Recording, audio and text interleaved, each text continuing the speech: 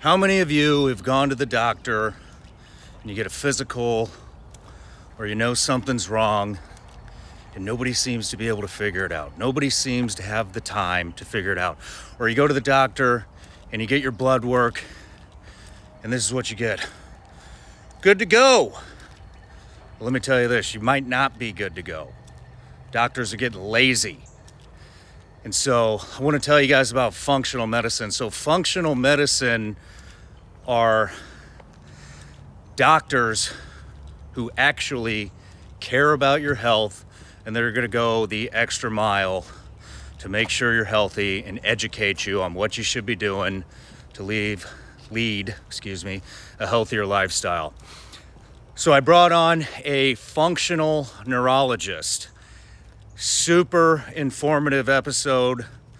The doc is just a remarkable human being. It was an awesome interview. He goes over all kinds of stuff in the brain, the anatomy of the brain, things that will help you prevent Alzheimer's, dementia, lots of brain health stuff. Super informative episode. And he cares. He's a functional neurologist. He came into the studio and actually mapped my brain, talks about my TBI. It's fascinating stuff. I hope you all enjoy it. Ladies and gentlemen, if you like this show, please leave us a review on Spotify and on Apple Podcasts, Patreon. Love you all. Thank you. Actually, the Doc Bagnell, is a patron. He's a patron, and that's how I found him. So thank you, Doc, for the support. And anyways, without further ado, please welcome functional neurologist, Dr. Michael Bagnell, to the Shawn Ryan Show. Cheers. One last thing before the show starts. Everybody wants to know how to keep your mind sharp, right? So the first thing the doc says, the best thing to do if you don't get to this part is get moving. Move your body, which is what I just got done doing a nice workout. So, you want to stay sharp? Get off your ass and get in the gym. All right, enjoy the show.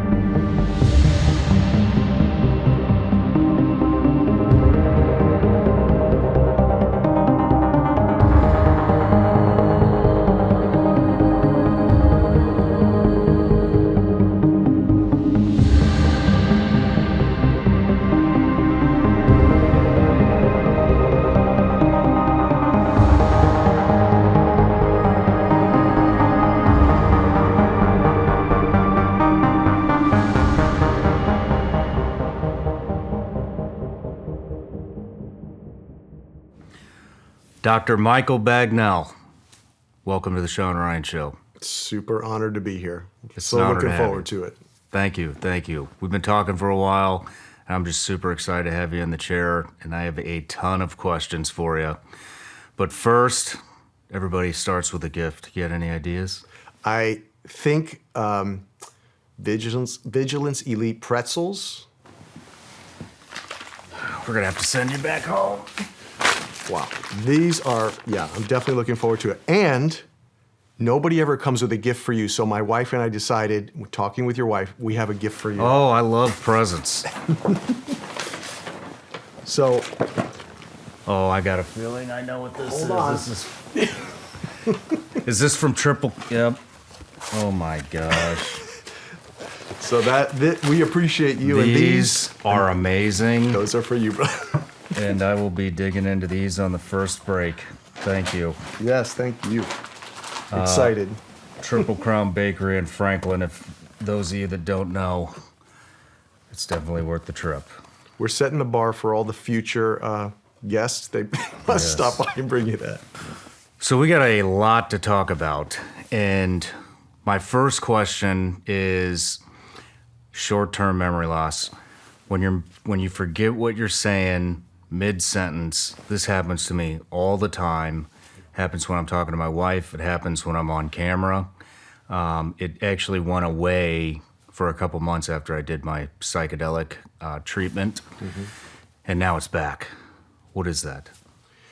Well, it's difficult to say what it is, but we can talk about why it might start coming up. And so, and this is just an idea, because whenever I'm talking with somebody about a particular symptom that they have, a condition, something they're suffering with that they'd want to improve, like this, where we're losing focus, it would seem, on what the subject we're talking about. So we have to start thinking about just regions of the brain, networks of the brain. So we know that speech and memory, we know where those areas kind of lie in the brain, in the landscape. Speech for men is mostly on the left. The ability to understand what you're saying and me to interpret it and then speak back is mostly left brain with men. Women tend to be bilateral, so they recover better from strokes, their speech, if so. But in memory is in another area, a little bit lower in the temporal lobes, which we'll show you in this model in just a minute. But we're having kind of a disconnect in the ability to maintain the thought, the working memory, which is what we're talking about here. It's not long-term, it's short-term. It's like right now, right now, right now. And being able to keep that short-term memory in the forefront.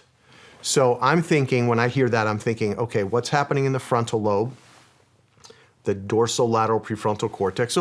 I'll use language that's more scientific just because it's in my wheelhouse all the time, but I'll kind of try to break that down a little bit. So the frontal lobe, it's your executive function. It's like what's happening right now, making decisions and organizing your thoughts. Maybe you're thinking even about the next question you want to ask me. It's all happening in that frontal. Okay. But maintaining what I just said or what you just said is also happening between the frontal, the temporal lobes, and so networks come together. So when we think about it, I first think, what's going on in this person's brain that might be now projecting this effect? So I look at it more globally rather than thinking, let's just work on their speech or just their memory. I want to see globally what's going on. So I have to take a step back from really every symptom. Even if I have 5 people with the same symptom, 3 men and 2 women, I still have to take a step back and look at their brain as a whole to understand what might be the causes, what might be contributing, what might be the therapies for them afterwards, if we can do something, right? Because that's something we talked a lot about. People go and they get assessments, high-tech scans, and then they just don't know what to do with that data to help themselves. It's like it confirms you have a problem. Good, that is helpful. It lowers anxiety. Yes, I have this problem. But what am I going to do with that? Or can I do something with that? So my answer is, to what is that, we wouldn't know until we started to get in there and start to work with some of the structures and see, can we alter that? But I would first put my pin in working memory in the frontal lobe. Okay. I'd like to say, okay, let's see what's going on in that frontal lobe. And with that in mind, we just did a brain map on you. So we did an EEG or a QEEG, right? I mentioned a EKG for the heart. An EEG is done for the brain. Well, we did a QEEG. It's a version of that where we can look at a brain map. Okay. And we got some results from that, which would tell me, oh, okay, this might be something that's going on in your brain that might be contributing to that issue that you're talking about. Okay. What are a few specific things that could be triggering that? Like, could it be a traumatic brain injury? Could it be absolutely TB or PTSD? Yeah, it could be both together. Yeah. So anytime we have a mild, and there's more than 50 definitions of concussion. So this is and they just came out of the conference, the consensus conference earlier this year in Amsterdam and they do this every few years to try to understand what's the current data, what's the current understanding. So when people think they have a concussion, generally a person thinks it's more mild compared to a MTBI, a minor traumatic brain injury. That seems more, ooh. And anyone who's in the military, who's served, has heard enough rounds going off, had enough things that could have created multiple concussive forces to the brain and then changed the electrical activity, the chemical activity in the brain that could contribute to those. So absolutely. Okay. Could it also be from ADHD, ADD, maybe just having too much going on at one time? Yeah, for sure. I mean, we were talking about this the other night, that a lot of times people have these subsequent conditions. A person would say, I have ADD or I have ADHD or my child. And then they have a concussion and they had ADHD before that. Or they had anxiety and they had a concussion or a brain injury after. So you can have different things that can occur, but you have these underlying conditions. Okay. So I guess I could say, like, if I'm training for the military, but I previously had a knee injury and I had a back injury when I was a kid. Now I'm training and now I flare up some of these things and now I have a bigger problem with my knee and my back and now it's my shoulder because I brought to the party already an imbalance or something that wasn't strong when I brought. And neurologically, that happens to a lot of us. We have a trauma as a kid. We have some sports. We have some injuries. We get really ill at one point. We have the inflammation from things. We have a poor diet. And we bring all that stuff to the party of whether it's a brain injury or whether it's PTSD and exposure to something that's really traumatic. And now our brain is working on top of all that other stuff in the background. So, yes, I mean, the different conditions or symptoms that people have are really a picture of what's happening in their brain. Okay. Well, Doc, we got a lot to talk about. We're going to talk about anxiety, memory, Alzheimer's, dementia, TBI, effects of social media, psychedelics, marijuana. We got a lot of stuff to cover. But while we're on the memory topic, I've always been curious. I've heard rumors that every memory that everything that you've experienced since birth is in your brain.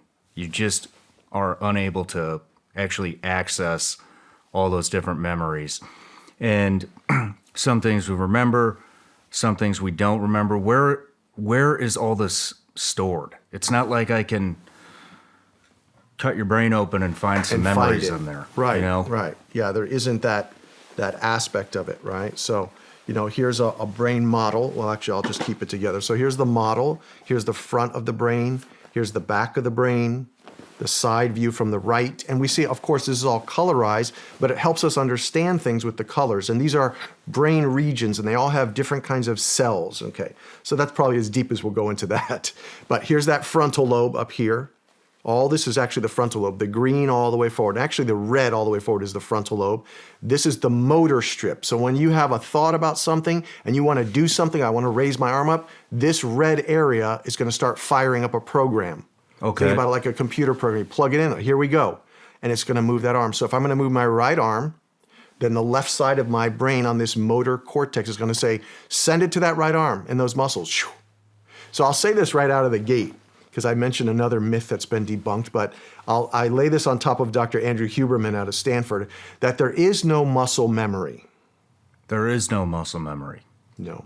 We use the adage, we say, muscle memory, and I'm not here to correct everyone, but since Dr. Huberman corrected everyone also, I'm just going to ride on his coattails, because it's really the brain. That's the memory that sets up the program, the motor program to do something. So it's like riding a bike, right? We always heard that. It's muscle memory. Muscles have no memory.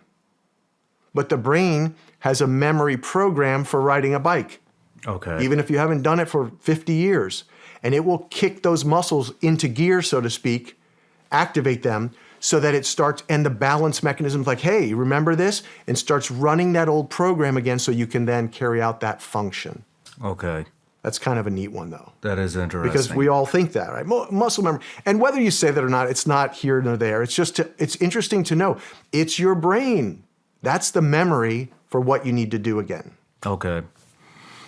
So, front of the brain, you're going to have some of that working memory up here, motor actions. It's really your, I love the way one of the neuroscientists talks about the frontal brain is your simulator.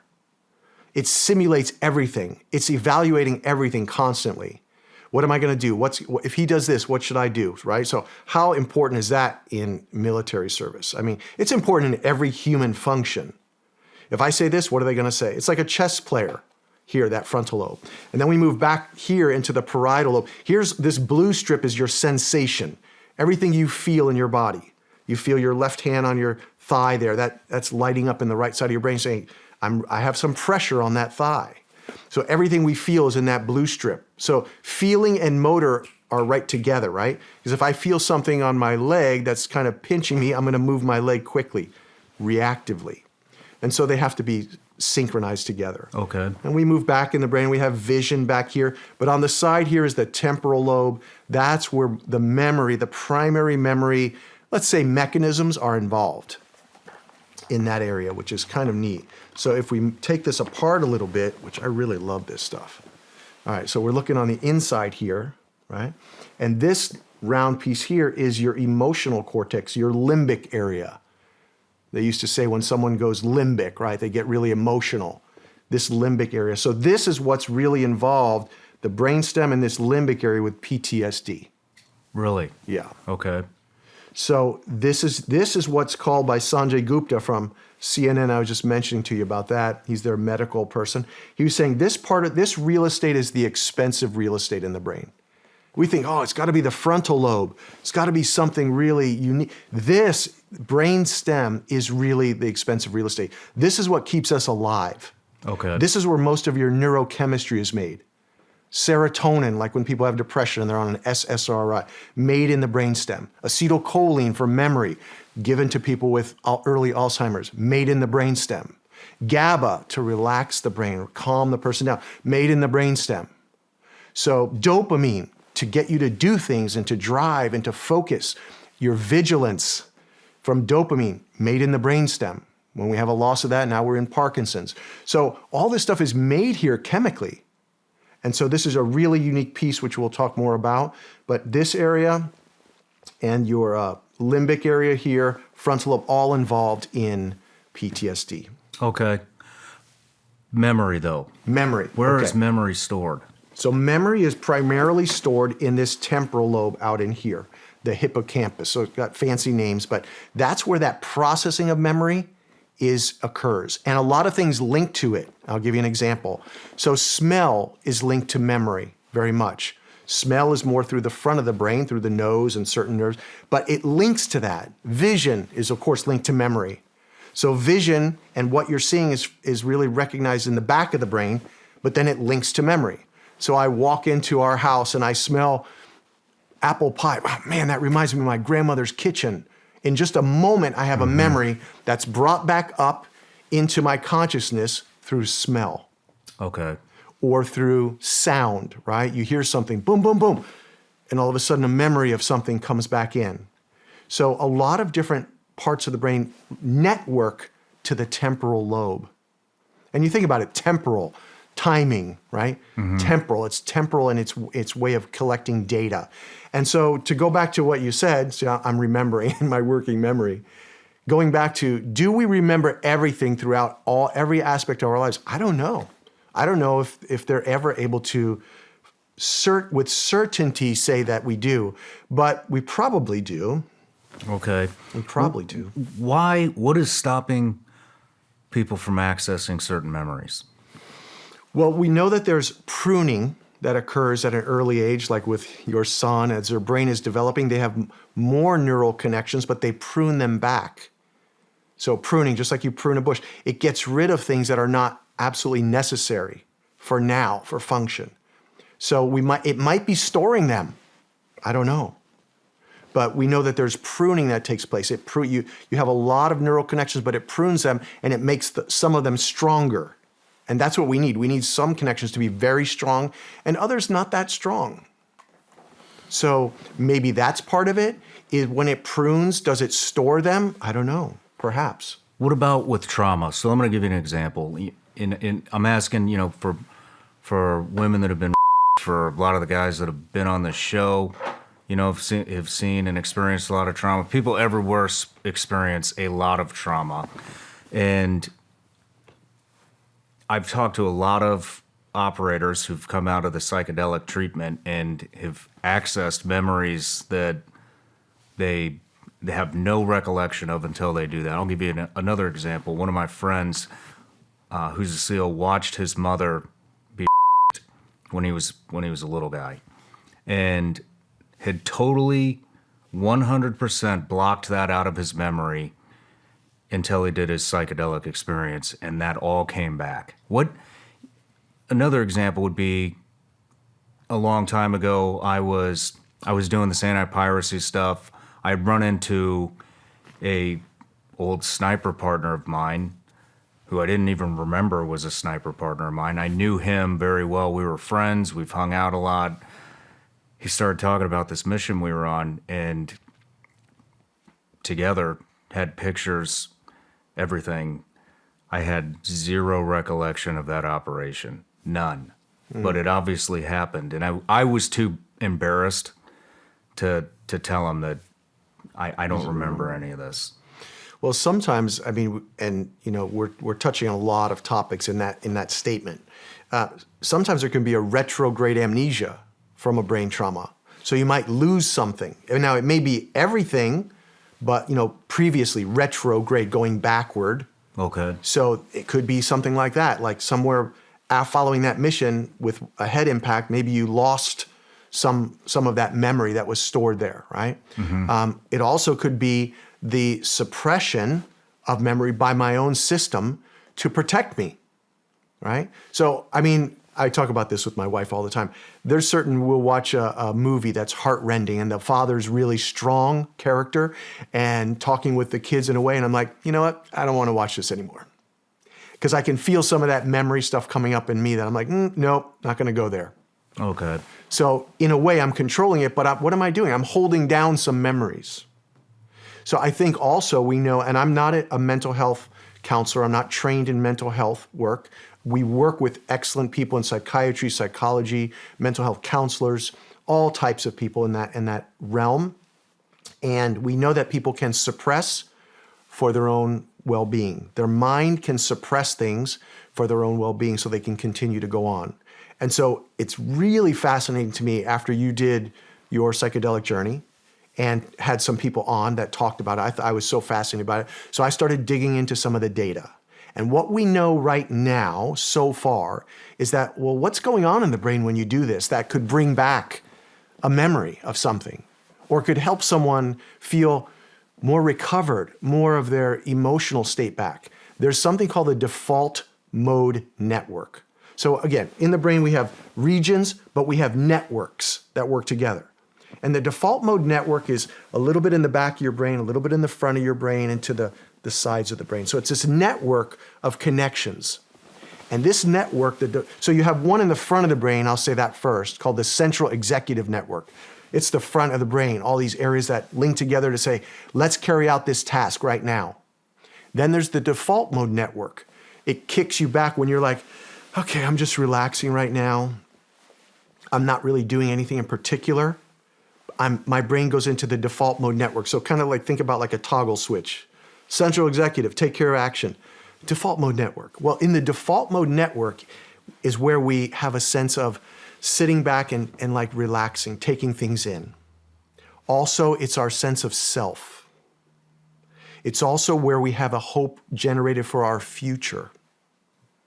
So think about that. Someone goes to military service, sees extremely traumatic things. Maybe they don't have so much of a hope and a vision for their future because they just seen so much damage and so much carnage and all the things that they see. They may end up shutting down this default mode network.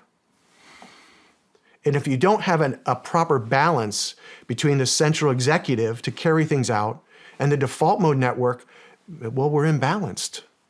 Like then I can do things, and I know some of the guests, I won't refer to them by name, but some of the guests, like I can just do and do and do things. I got to keep going. I got to be on Adderall. I got to keep, right? But I can't just sit back and like, just chill out. I 100% have that issue. So the default mode network is what is acted upon, not solely, but primarily through psychedelics. Really? Yes. And what does it do to it? That's what we don't know. It does, we think, because some studies say it creates more activity in it.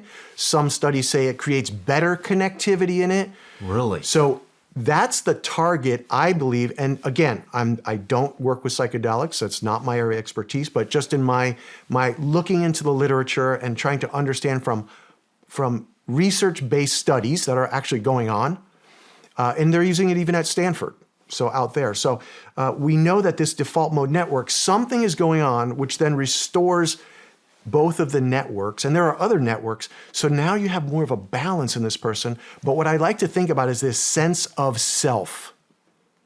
Because you come back, and I mean, I've seen it more in movies, and the few people that we worked with is, that's what I identify with. I don't identify with going to the farmer's market and doing these seemingly normal things when I've just been in that level of life. So I think the reconnection of that default mode network, and it can be done with other ways rather than just psychedelics, but it's showing very promising, right? I mean, it speaks for itself, what you experienced. So, well, I really want to dive into the psychedelics topic, and I wanted to go into that a little bit later, but let's just do it now. We're there. I'm really curious. I mean, there's been a lot of benefits that I've personally received from psychedelics. A lot of my friends, former operators, have received a lot of, it's just been positive almost all the way around. But I do know of specific examples where psychedelics they either did nothing for, I'll just call them the patient, or it was actually harmful. And I have not heard, alls I've heard is psychedelics are great. Everybody's doing psychedelics. They're making these massive headway with them. But nobody's talking about the couple of cases. There's got to be more. That's just who I know, And one guy has migraines. He now has migraines on a regular basis. Never had migraines before. And the other two, I know 3 people that did not have a good psychedelic experience. Do you know of any negative side effects from this? I do not, but I'm not that engaged in that network of people doing that. And although ketamine is another one that a lot of people are using and having benefits, which is not necessarily a psychedelic, but it's another this genre, I would say, where we're starting to try to get changes in people's brain utilizing different pharmacologics, traditional medicine, herbal thing, whatever it might be in this area. So we know that there's benefit to many people. Okay, let's just say that. Because I like to say that. What do we know? We know that people are getting benefits. You're one of them. We know that in many of the people, the benefits are longer term. That's remarkable. And even this data, because I've seen people ask you, like, is there published research on this? Yes, Stanford has published research. I do not. But go search Stanford. You're going to have to do a little work on your own, little legwork. Stanford is publishing data on the use and the controlled use and the processing with the person. So for me, as just an individual, buying something on your own, going out in your backyard and doing it is not the way to be doing things. Because there's so much going on that we don't know. I think it's much better in a controlled environment. Vital signs are being maintained. You have people looking out for you, totally focused on your well-being. I think those are the ways people have to consider, if they're considering how they're going to try that. But so there's many different types, right? There's mushrooms, there's LSD microdosing. And again, I'm not an expert. There's ibogaine, there's all these ayahuasca. So I think that what I've talked with somebody in my field about, who's been doing it for more than 40 years, he said, what we'd like to know is what happens in the brain specifically by doing a brain map as one way, which is what we did, right? A brain map. By doing that pre and post, right? So there are bigger scanners we talked about, which we can find out what's going on. That would be a way. And I think whatever we can use to understand more of what's going on before and after, and taking care of that person carefully during their experience and helping them process it. So I'll open this up. So, I grew up in South Florida and I was a teenager and I did things. And my son said, Dad, when you did that, didn't you have like breakthroughs and experiences? And I said, no, I didn't. Why not? Because I was just a foolish young kid doing that. So I didn't have breakthroughs and great visions, and it was just foolishness on my side. That's not what I'm recommending. So if someone's going to do it and they're being cared for by a group like the group that you were working with, I mean, I thought that was brilliant. I think those men and women are really like, okay, let's do the right thing for these people. I think there's a lot there that we need to look into and continue to research, get data on so that we can better help people, even identify those before they do it that this may not work well for you. This may not be your best option. Because certainly in my mind, it's not like, oh, you're a special operator, you need to do psychedelics. That's not I don't think that. I think this may be a great option for you. And so let's get some data and let's build what we call a phenotype. Which types respond best to these types of interventions and which do not? And we can gather that kind of data, especially even now with coming AI, and that's a whole nother topic, but understanding who's going to be the best fit for that therapy, I think would be the next level of how to deliver the psychedelics in a very successful way for people so they can get the best out of that if they choose it. Have you ever heard the way it was described to me, which is probably completely off after listening to you, is it does interrupt the default mode network, but the way I understood it is the default mode network kind of gets lazy after time, and it's just a highway of neurons going back and forth. And what I've heard is the psychedelics will throw a roadblock up, and then those neurons have to find new pathways or reopen old pathways, which is there any truth to that? See, that's a great statement. So I would say, okay, let's look at data. How can we determine if we have new pathways? Well, if you did something like a tractography, like on the front of this kind of National Geographic, this is tractography. Now we can see, are we generating new pathways? Or we could look at a QEEG, like I showed you, and we can say, what was the connectivity before? And what is the connectivity? So I'll explain this when we talk about your map, is we can look at how these areas, all those points on the cap, represent different areas of the brain, and how they're talking to each other. And so we can have hyperconnectivity, too much. It would be like me standing next to you, like yelling in your ear. Your brain can just be screaming away. Or it can be hypoconnectivity, which is like it's not communicating very well at all between networks. Okay. And so then the question is, what did it do?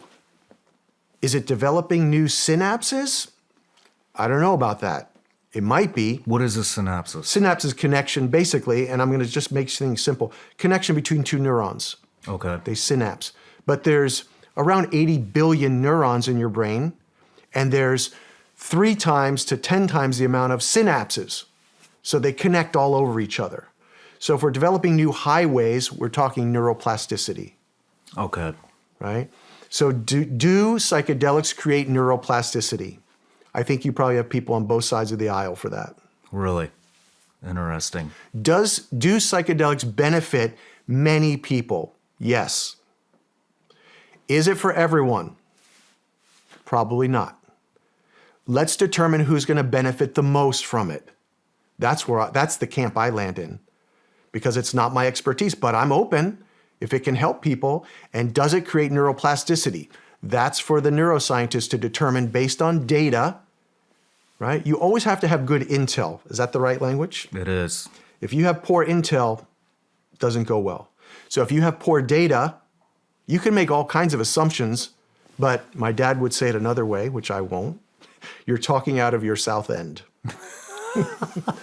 My dad had some colorful expressions. So, we have to have good data about the brain going in, doing it, coming out, so we can then correlate that and say, what does this mean really? Because we say a lot of things, and I've learned from my wife, words are very important, the way we say things. And I've learned in my years now, and I probably shouldn't have said it that way. So hopefully I'm choosing my words carefully to help people listening, is that there's benefit. You need to look into it. You need to find reputable people.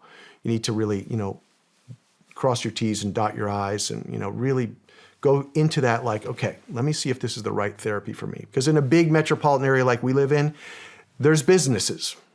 You know what I mean? So, great, sign you up, great, sign you up. And so we just have to be wise in how we're looking at that. But it's definitely has promise for a lot of people. Okay. Psychedelics, check. Yeah, I want to get into the mapping in my brain after the break here, but before, since we're on kind of these non-traditional treatments, I'd like to ask you about marijuana. And the reason I'm asking is because I've used marijuana. It helped a lot with my anxiety. It's helped with sleep. It's helped with my overall mood.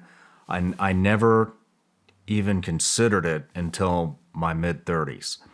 And the first time I did it, both nights sleep, anxiety, very low, if at all. And it did improve my overall mood. So now I've heard that there are negative effects to that as well, but I'd just like to get your opinion on what's happening there. Yeah, I mean, it definitely is an area again that I don't work in dispensing that. I grew up in South Florida during the age when all that stuff was happening. Meaning drugs and influx and all that stuff. Not that I was involved in that, but I grew up in the midst of that. So that kind of tainted a lot of my experiences back then. So what do we know? We know that whether it's CBD or whether it's oral consumption, or whether it's smoking, we know that there's benefit. We know there's benefit. What is it doing to the brain? That's where I always land, right? We know that it changes certain brainwave states. We also know that it can decrease motivation in younger men and the chronic use of it or the daily use of it. So we might be trying to get to something. So am I for it or against it? I think people have to make that decision. I think there's benefits, and you have to see if that's the right mechanism for you to use or right therapeutic to help you. And then be judicious enough where everything is being thrown at us in society, like do anything, take anything, is to understand first what's going on in my brain, and is that the best option for me? I think that's very important. So I'm not so old-fashioned that I would say, oh, we can't do any of that. Listen, there's benefits, and we're learning each day. Everything is advancing. It's becoming more sophisticated, the raising of it, the growing of it, the processing of marijuana and the use of it. I just like the more judicious use of it and the understanding of what's going on in a person's brain prior to whatever therapeutic they choose. Because if you don't know, okay, so it benefited you. I sleep better, I have less anxiety. Okay, is your tolerance going to go up? Are you going to have to smoke more? How much is that going to cost you? What else is that going to do to your brain? What is it going to do to you long term? Those are the questions that I'm also interested in. We need this short-term help for people, just like a medication. But we also need to understand more the long term. And can we get that person's brain to change on its own neuroplastically that they may not need that? Because the brain, we are so early in neuroscience right now. So early. Like probably what we're talking about now in 3 to 5 years will be like, we were doing that? So I think you're going to see such a radical change in the ability to restore or restorative therapies that are not based on pharmaceuticals, not based on a lot of chemistry, but are based more on other types, like transcranial magnetic stimulation, for instance. It's like, what? Which some of the operators and former military people get, where they're getting a high pulsing of magnetic stimulation, which actually creates neuroplasticity. Really? Yeah. So again, another topic we can chat about. Are you aware of any long-term effects from marijuana use? I think they're a bit varied depending on the age of the person, but they do change brain waves positively in the beginning and then negatively as it's long-term. Really? Yeah. What is long-term? What is long-term? I don't know. I don't know what their definition of that is. It's... They don't say if that's a year, 6 months, 5 years. No, I haven't seen data for that. I'm sure it's probably there if you dig into that, like what do they consider long-term? But then again, what did the person bring to the party? Are they someone dealing with just mild to moderate anxiety? Or is it somebody who has a military history with all of that trauma, physical brain trauma from injuries, rounds going off, all these high caliber, all that stuff coming together, toxin exposure, and they have anxiety. So those are two different people. Okay. So what's going to be chronic here? What's going to be chronic there? What's the dose they're going to need to get relief? What is that dose? That's a very unregulated area. That's part of the problem. It's like trial. Everyone's trying something to see what works. Which brand, which dose, how much, how often. Okay. So it's not an area that I could probably speak to as well as many. All right. Well, let's take a quick break, and when we come back, I want to get into the mapping of my brain and find out if there's actually anything going on up here or not. Starting an e-commerce platform can be very intimidating, especially if you're not that tech savvy like me. And that is why I use Shopify. They make it super simple to start your e-commerce website. Let me tell you a little bit about it. Shopify is the commerce platform revolutionizing millions of businesses worldwide. Whether you're selling gummy bears or gummy bears, Shopify simplifies selling online and in person so you can focus on successfully growing your business. Shopify covers every sales channel, from an in-person POS system to an all-in-one e-commerce platform, even lets you sell across social media marketplaces. Packed with industry-leading tools ready to ignite your growth, Shopify gives you complete control over your business and your brand without having to learn any new skills in design or code.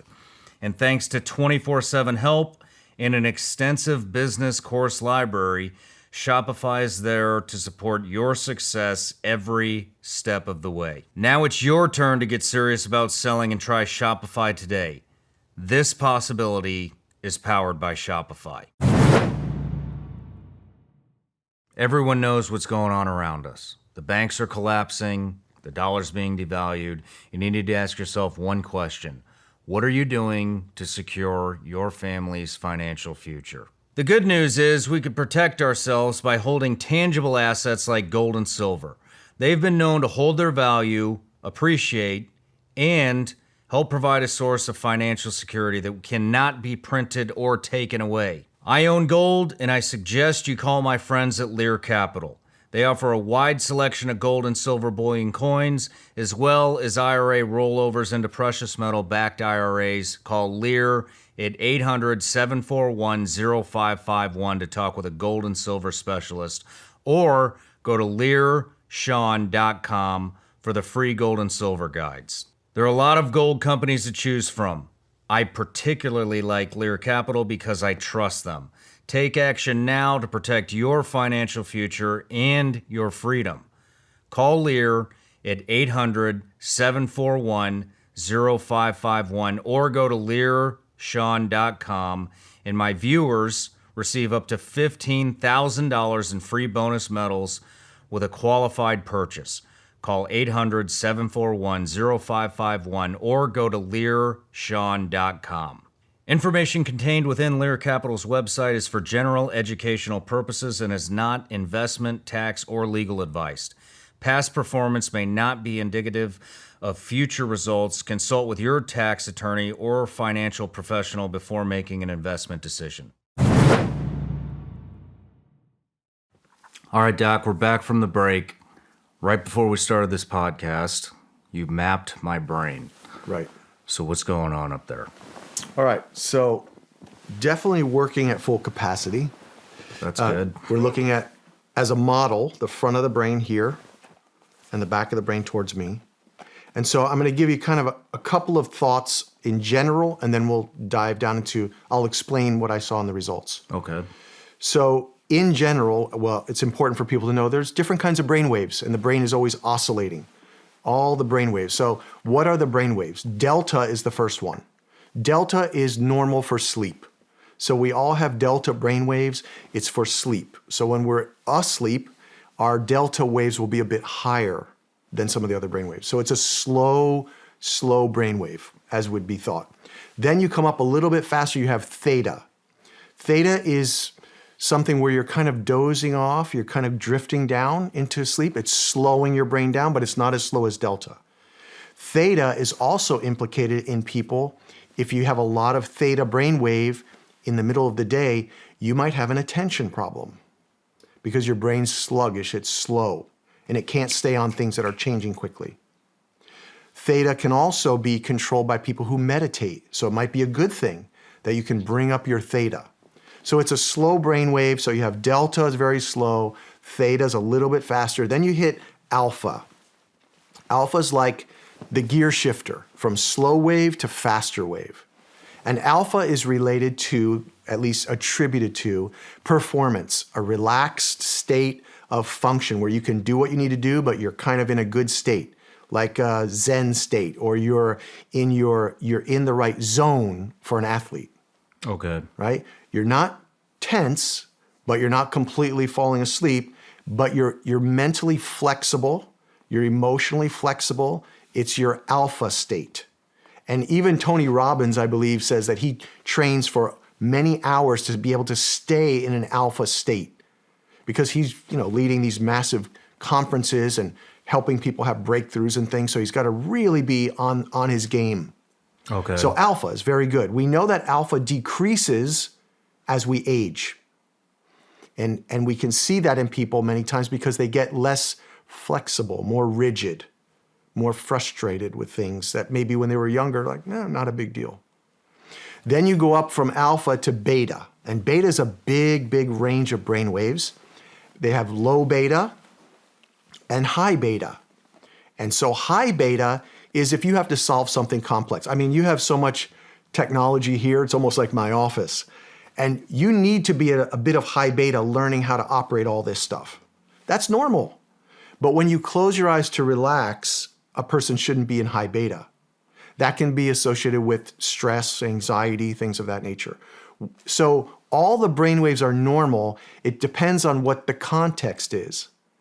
So if I'm here talking to you, my brain is high in delta, that's not the proper context for that because it's for sleep. Or I'm trying to fall asleep and my brain has got a lot of high beta going on. I'm not going to fall asleep very well because my brain is racing. So all the brain waves, all the way to beta, and then the highest ones that we record are gamma. Gamma is a very high frequency processing brainwave, something that helps you have insight, embeds memories very deeply. So gamma, we know, is damaged with head injuries. Okay. And also with people with Alzheimer's.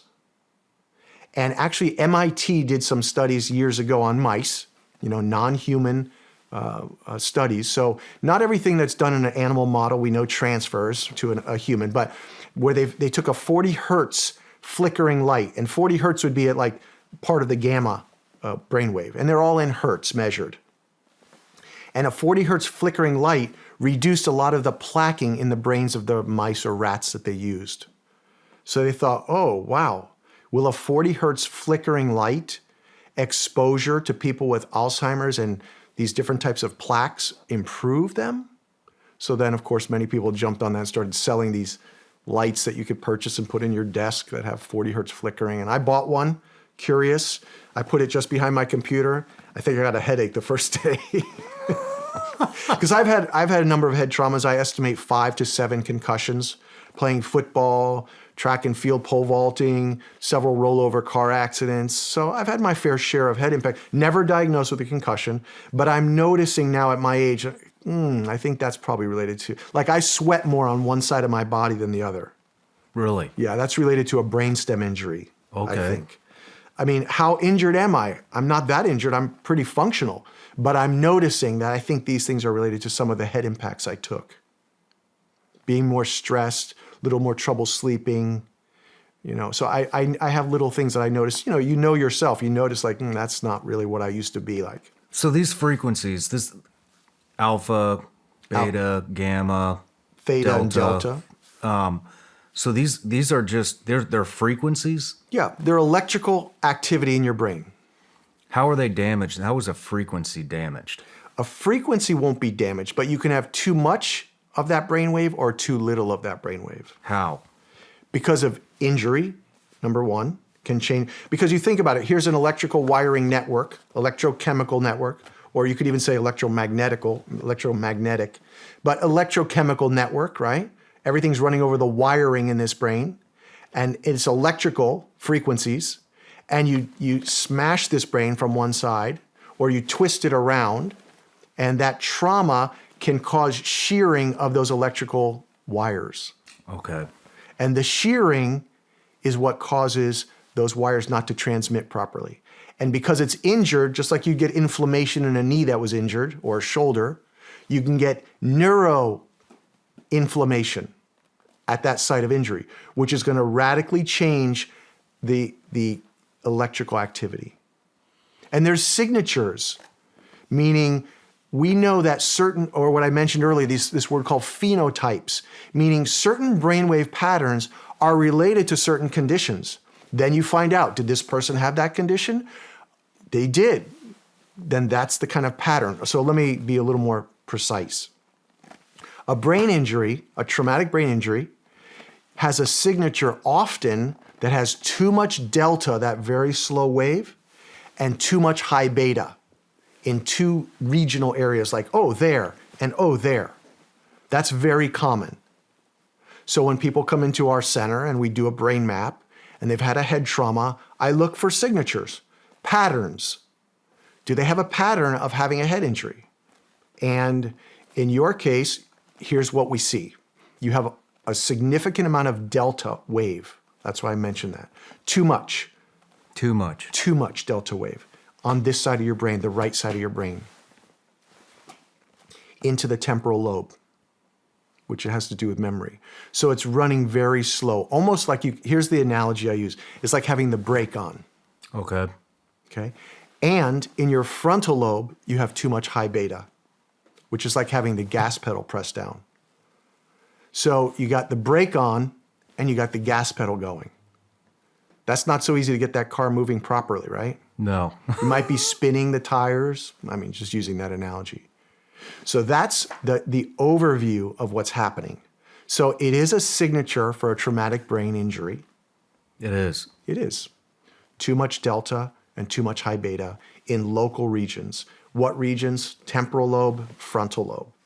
Too much high beta in the frontal lobe contributes to anxiety. No question. No question. Then we go back to what we were saying before. What's going to be the best therapeutic intervention for this person to start to heal, if possible, develop neuroplasticity, if possible, and abate their symptoms, help them feel better?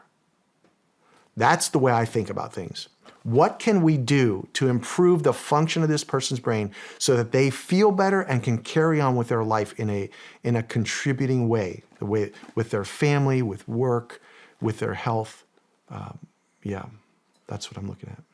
So if that's what's going on with my brain and I went to your treatment center, what would be the next step? Well, there's numerous other tests that we would use. Okay. To really dial in more data so that we can very precisely and specifically, as much as we can, target therapies. Okay. So let's go back to this. The right side of your brain, too much delta. So many of my therapies, for an example, might be from the left side of your body or from the left, through your left eye to drive more information into the right hemisphere. I may even use the vestibular apparatus in your inner ear on this side, which has to do with balance, because it has projections not only to balance, but to the frontal lobe, down to the brainstem, which is actually the expensive real estate. We need to analyze how the brainstem is functioning through special testing, because what we used to believe in brain injury is that it's up here, right, in a football helmet, where it hits here, or then it goes backward inside the helmet. Now we know that the head moves on a stalk, the brainstem. And that brainstem, when the head moves, it twists. And the torsion of that brainstem is what leads to many of the problems that we have: cardiac issues, respiratory issues, gut issues, blood flow back to the head issues, migraine headaches. So going back to that other person who tried psychedelics, who developed migraines, maybe the problem was in their default mode network because of the trauma, but maybe he had a problem in the brainstem that now boiled to the top because it needs a different therapy. Okay. And that's why we need better assessments on the front end so that the therapeutic intervention is more specific. I mean, can you get any more specific than being a special operator? No. The training is so precise. It's not general. So why don't we even think about that? Like, that's the way I kind of like to think in my non-military, is be as precise and target this thing so you can get the best outcome in the shortest time. Okay. That's the goal. It's not always easy to get there, but that's the goal. And people say, well, we want to have a proper hope when we're looking at people and what they're dealing with and how to help them restore.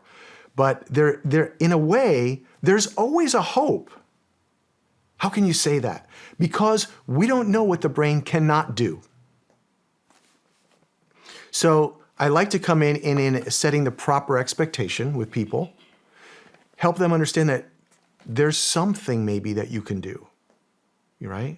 And so I say that because it's easy to lose hope. You try a million things, you're suffering so badly. We want to restore hope.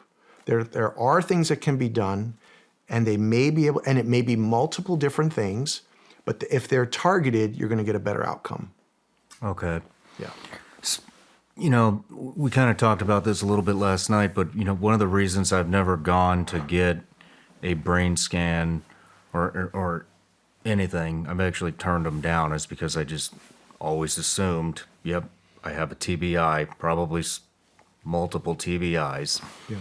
And I've just had friend after friend, from my prior life telling me that they've got the brain scan and yes, all these things have happened, and then they don't know what to do. So they try the hyperbaric chamber, some other things. Does the hyperbaric chamber does that work for traumatic brain injury?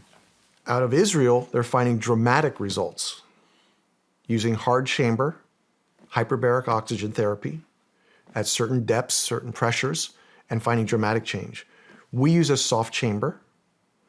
And what I would say is, so there are potentially benefits.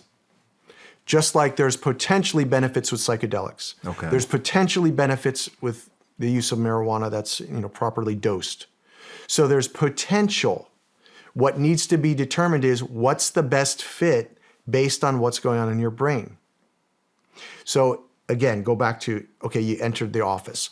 We're going to do a series of other assessments using your eye tracking, because eyes tell us dramatic things about the brain, like in the NFL, when they go into the tent, they look at how their eyes are moving. That's one of the standards for understanding if there's a brain injury. So we'll do eye tracking tests. We'll do balance and stability tests, standing on a foam cushion with your eyes closed, and people's balance gets very wobbly. And so we can measure that very carefully because it tells us about areas of the brain. Putting on special goggles to see how you do in the dark, how your eyes move, how your eyes function. Sometimes we'll put those goggles on somebody and they can't see anything, and one eye will just completely come in, like cross-eyed.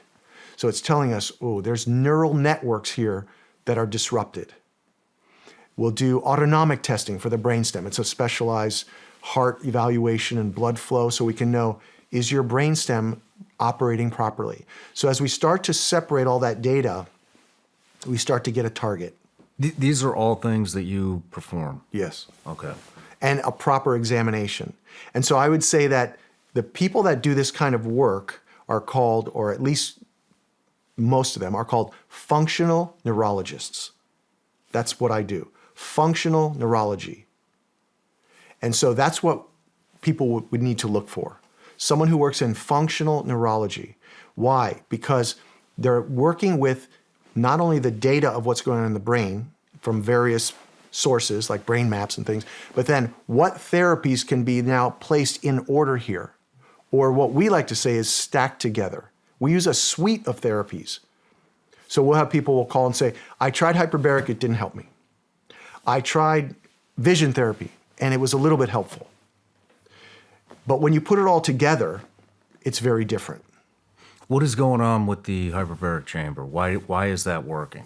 Pressure is the magic, right? Your body can only hold so much oxygen. If you ever put one of these little devices on, a pulse oximeter, you can see, 99. You can't take more than 100% oxygen into your body at atmospheric pressure. I mean, regular, what am I trying to say there? I lost my word. Yeah. Just at room air, 21%. You can't put more than 100% in. But under pressure, based on laws of physics, Boyle's law, you can dissolve oxygen into the plasma. So you can go way beyond 100% because it's not going on the red blood cells, it's going to all the plasma. Now it can get into areas that it may not have been able to get before. That's why that works. So pressure is the magic. Okay. And I'm going to say this, I'm going to quote a friend of mine. Oxygen is the essential nutrient. because people had questions on Patreon. What about what vitamins? And maybe we'll chat about that. It might be helpful. But oxygen is kind of a nutrient, right? Without oxygen, we're done. It's really the rate limiting nutrient. You can take the best of X, Y, Z, whatever. You might even be enjoying the gummy bears, which would be a good thing to enjoy. But you need oxygen. The brain needs oxygen, it needs glucose, and it needs activation. Okay. So the oxygen is really key to recovery, not only the brain, but everything in the body. So, and we know that longer term exposures to hyperbaric oxygen, even at low pressure, like the chamber we use, have dramatic benefits on even the cells of our body. Longevity mechanisms start kicking in. So some of these other, we won't go into the nomenclature, but you have different genes that start getting stimulated, and those are going to be better for longevity. But you have to have a certain amount of time under pressure. So hyperbaric is a very beneficial therapy when it's put together in the right order with things. Let me use an analogy, what I mean by order or stacking therapies, just to hit it right now. If you and I go to the gym and we work on bench press, and that's all we do, that's not bad. We'll feel it in our chest.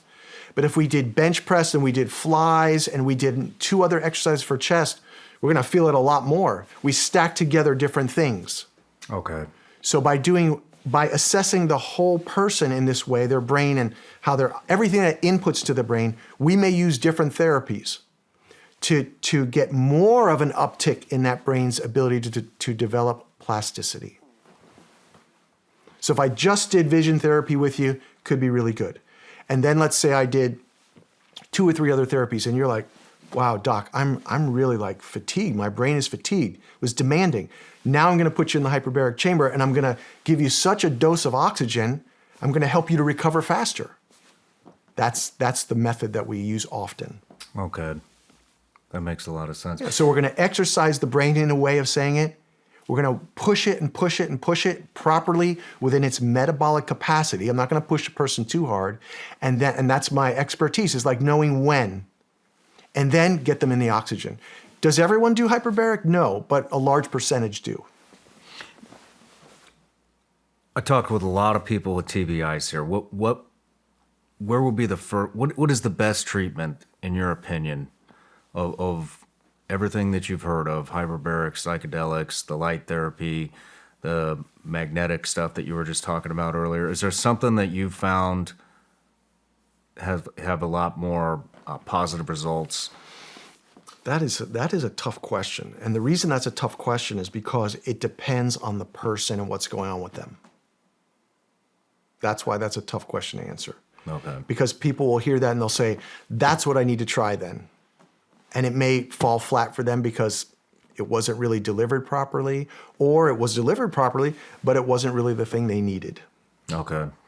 So I would say, I like to go back to, what do we know? We know that there's benefits to TMS, transcranial magnetic stimulation. We know there's benefits to hyperbaric. We know that psychedelics have benefits for some people, and other various and sundry things. Vision therapy, other brain training has benefit, but we have to figure out where you are so we can suggest the proper thing so you get the best outcome.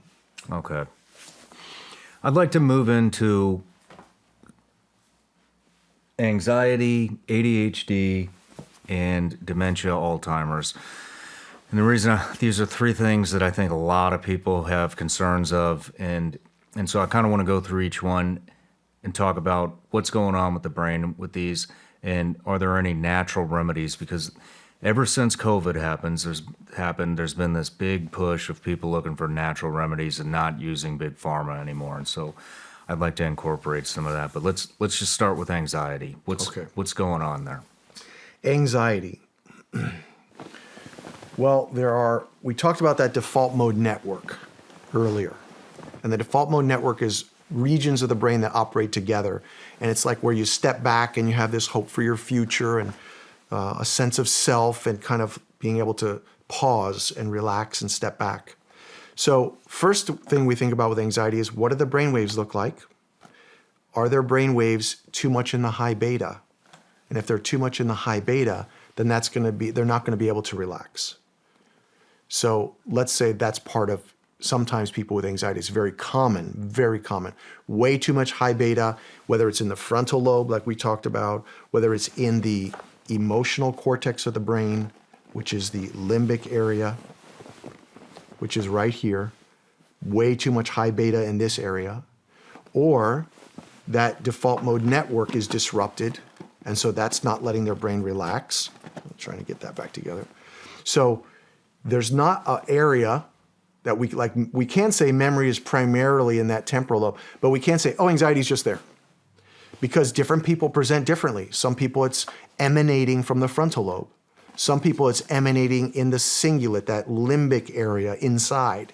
Some people it's emanating because this thing back here, the cerebellum in the back of my brain, which is for coordination of things, is not firing properly to the front. So that's how complex it is, right? I mean, it's said the brain is the body's most complex organ. Mm-hmm. So there's a certain level I want to try to help things become like, oh, I get what he's saying, but some of it is complicated. It's not just so easy to say, oh, and that's what, unfortunately, I think we've done a lot in healthcare. Oh, you have anxiety. Here you go. And it's a chemistry approach. So, I mean, modern psychiatry, a lot of them, Dr. Daniel Amen for one, and many others are saying, we're behind because we're treating everything like it's a chemistry issue. Because that was the thought, that it's always a chemical imbalance. Okay. But now we realize, oh, maybe it's not necessarily a chemical imbalance. Maybe it's an imbalance in the firing of that brain. Because when neurons fire together electrically, they create chemistry. It's not the other way around. It's not like all of a sudden chemistry just starts being produced. It's like the brain's firing or not firing, and it's producing chemistry or not producing chemistry. Our approach in the past, meaning healthcare, has been, let's use a chemical approach. And why? Why have we used that? I don't know. Is it because of, it's ways to research and funding? I mean, probably, right? We know big pharma. It's money. There's a lot of money involved. There's people trying to help. There's scientists. There's academics. But there's money, big money involved. So who's to say? But anxiety can be different areas of the brain that have very high brain waves that are overactive, and from a brain standpoint, and then we want to look at how do we get inhibition? How do we get the brain to start shutting that down? Is it talk therapy, which can help bring out some of the issues maybe that drove the anxiety, separation anxiety for people? Dr. Russell Kennedy says that. He says it's an alarm in your body going off, usually from separation anxiety. So different schools of thought and different domains of science have different reasons as to why there's an anxiety. Okay.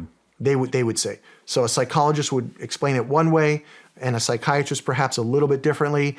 Someone who does mind-body medicine might explain it a little differently.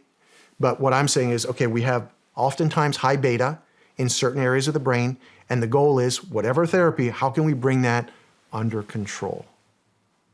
And I think it's usually a multidisciplined approach works best. Because what's the alternative? Versus, take this. Some of the most addictive medications we have are benzodiazepines, anti-anxiety meds. I mean, and there's people that say, we really don't want you to take these. But when someone's in a panic state, okay, we get it. We know there's a need, and it's helpful, and we're thankful. But can it be misused and abused? Of course it can. So we want to dial it back, figure out what's going on in their brain, and see what other kind of solutions. And we have children under 12 with severe anxiety. Can you imagine? Severe, cannot function. I mean, this horrible. breaks my heart. Yeah, I mean, little children, teenagers. That's what I was mentioning last night. The one thing that gets me more than anything is the young people, and because of some of these mood disorders like anxiety, just wrecking them. And then what's the cause? Many things. The outward environment, the inward environment, the brain environment, all these contributing factors. It's a big task to try to help people recover. Does that kind of help with anxiety? It does. Is there anything that people can do naturally to lower anxiety? Yeah, so the brain creates many neurotransmitters, neuromodulatory transmitters. The brain creates a lot of chemistry for itself. Serotonin, dopamine, I mentioned those earlier, acetylcholine, that's really involved with memory. But GABA, G-A-B-A, which stands for a certain longer name, people can Google that. GABA is one that your brain makes. And GABA is the only one that's the inhibitory, calms you down. So people have used GABA, which you can buy over the counter. It's just a very simple supplement. And you get some, because it has to go through your gut and be broken down, and then through the liver, and then be absorbed, and then be converted. So it's quite a process. But some people find that using GABA is very helpful for things like anxiety, for things like sleep disruption, and muscle stiffness. Why? Because GABAergic drugs are used for sleep, anxiety, and muscle stiffness. So GABA can be something as a simple trial that someone could use. It's safe, it's non-toxic, it's water soluble, so you're not going to store up all this. And you might notice a change with that. And I usually dose it up with my clients to see if they're getting a change. It's not one of those things you need to try for 6 months. Okay. You're going to know in a week, or it's not for you.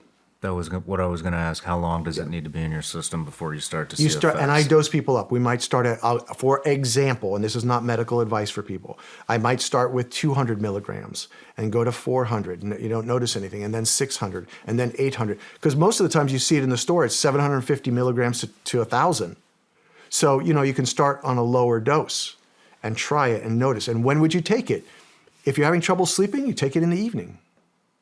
If you're having anxiety through the day, and that's really your suffering point, maybe you're starting it earlier in your day.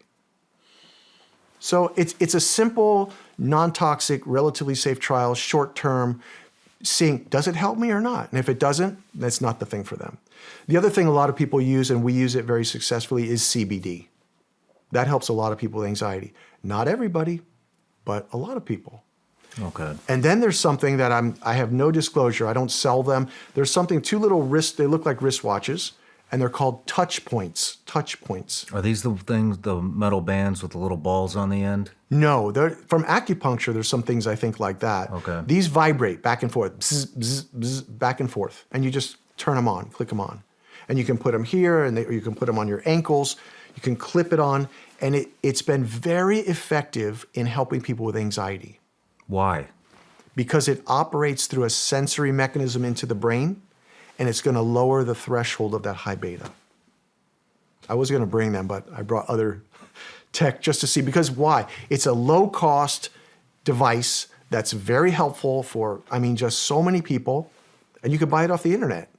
So, and we use that with a lot of the kids. We also use it with adults. But when you have a kid that's on these medications that are very addictive, and the parents would rather have an option, and so we tried that, and like, wow, those things are the greatest thing. Now they can, and we use the same kind of device many times for people who have attention problems, because attention problems can have too much of a certain brainwave.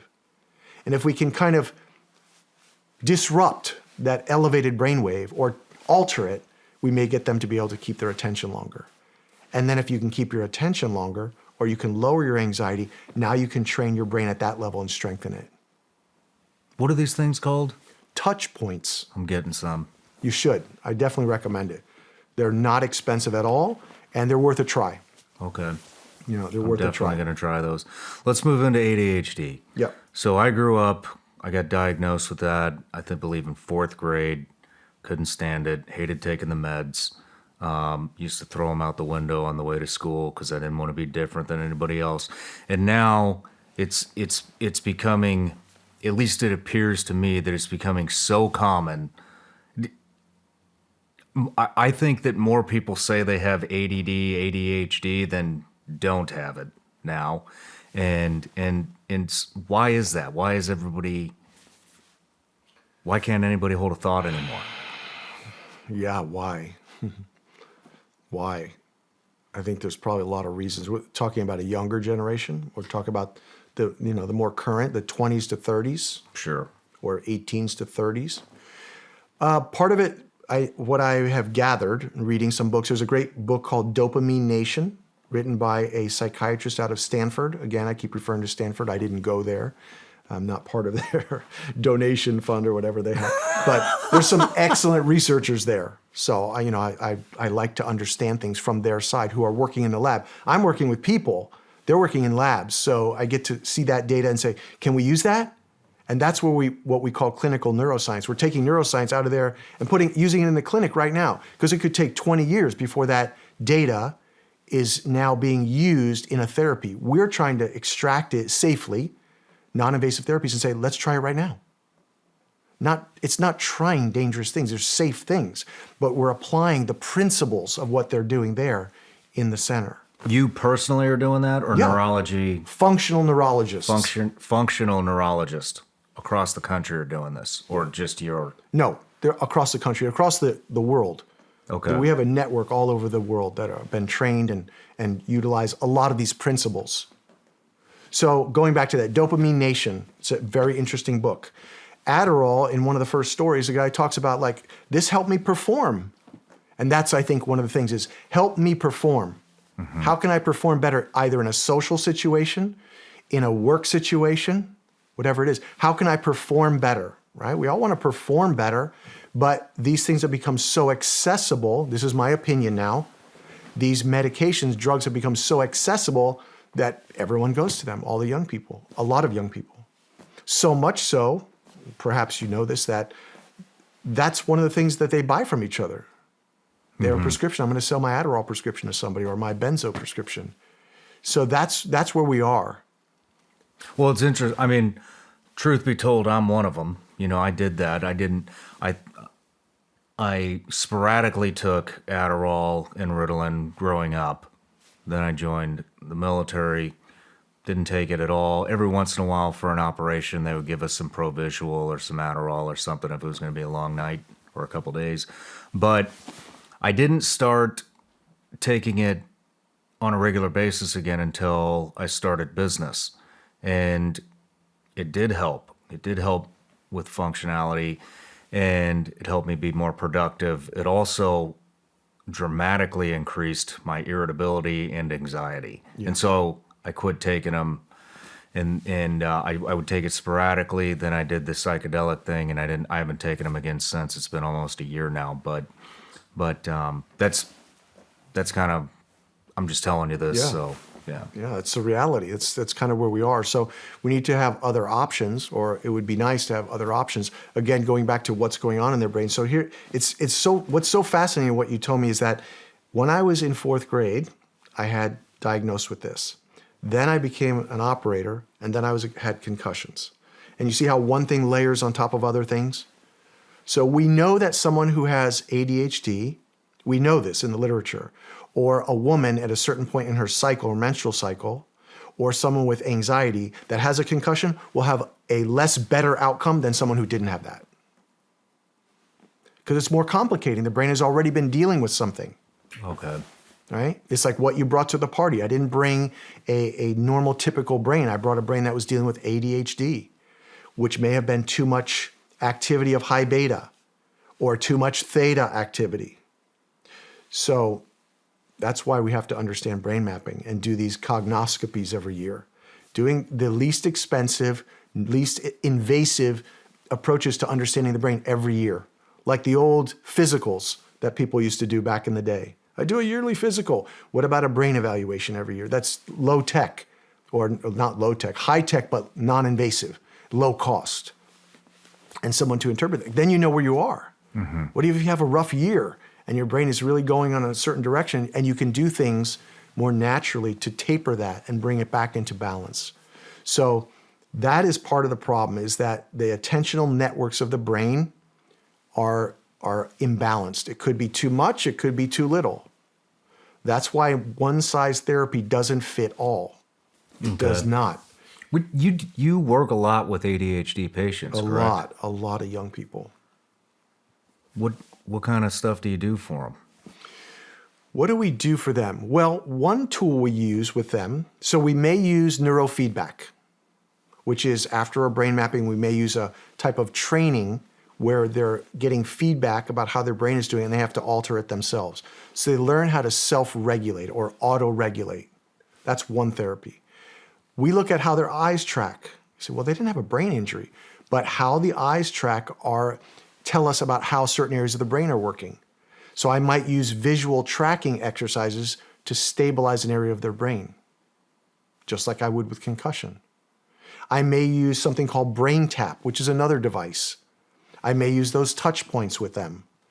And so sometimes we need to send things home with people often so that they have a daily dosing of themselves, that I can be, partnered with them, whether it's this low tech, like the touch points. I'm going to have you wearing that every day during homework. So Dr. Andrew Huberman, again, to go back to Stanford, says something interesting. A lot of his colleagues there, researchers, and have children, young people, and they were talking about the use of Adderall for attention. Nobody's really, I think, a fan of it as a parent. They would rather have another option, but it does work to some degree with these young people. But he was saying maybe, and I'm paraphrasing weakly, if the person, is it bad for them to be on a medication when they're doing some kind of therapy? And the answer may not be so bad, because if their brain is in a better working order, I may be able to train it better. But if they're all over the map here, I may not even be able to get them to focus on what I need them to do. Okay. There's logic in that. As long as there's a rationale for me, like, tell me the rationale as to why you want to do that. Okay, that makes sense. But if there's no rationale, it's just like, throwing a dart at something, that I'm not in favor of. So we don't love medication. We know that it's necessary. It does help to some degree. It's got other effects that we don't love. So we want to train the brain. So we want to get the brain understood of that young person or adult. Then we want to develop a strategy, if possible, and start delivering that to them, whether it's things they do on their own, whether it's supplements, whether it's training an area of your brain that has too much imbalanced brainwave through different therapies, even like visual tracking. I mean, the level of therapies and the application of them are things you can't even imagine. So when someone says, tell me what therapies you do, it's like, I always sit back and say, wow, how am I going to explain this? Tell me all the gear that you carry as an operator.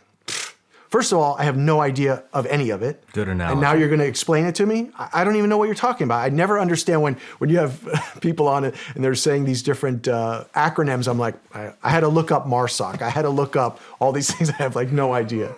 So that's how complicated some of the therapies, they're all integrated. But they use the things, here's the best way to say it. Okay, I'll slow myself down. We use things to change the brain that are inputs to the brain. Visual inputs, hearing inputs, taste inputs, smell inputs, physical inputs from the body, right? If I do electrical stimulation on this wrist, I know for certain it's going to end up in the left side of your brain. It's also going to go through the brainstem. It's going to activate things, and it's going to bring up acetylcholine in your brain. Your arousal system is going to come up, So I can do that with someone who's in a low state of arousal. And I did that with somebody who was in a very deep state of seizure. And this is in literature. I didn't develop it. They use stimulation on the median nerve, and it's in studies that people can look up on PubMed, the National Library of Medicine, to bring people out of coma state. So there are some really unique things that can be applied. You just have to have someone who has a background like myself and my colleagues that can say, what might work here? And then we test something that's non-invasive and non-threatening to the patient, of course. We'd never do that. Does it have a good outcome? Yes. Okay, now we're going to repeat that until we strengthen that neural connection. Now we're going to change it. So we're constantly testing things to see, is that the right thing? And if it is, I'm going to ride it until that area is stronger. Interesting. Right? As far as natural remedies, you kind of talked about it when we were going over anxiety, but is there anything that somebody that's having focus problems or that has been diagnosed with ADD, ADHD that they can do naturally? Yeah, so we haven't really landed on this area about nutrition and that part and lifestyle, but let's just kind of like put a little kind of covering onto that because I think it fits here. Okay. So natural remedies. I like to ask people, so I'm in this 33 years. I always love the shiny new thing. What's the new supplement? What's the new technology? I love this kind of stuff. So my wife holds me back the reins. She holds back the reins. You have enough technology, honey. Okay, so with that background, just an homage to my wonderful wife, and I'm thankful for that. I go back to the basics.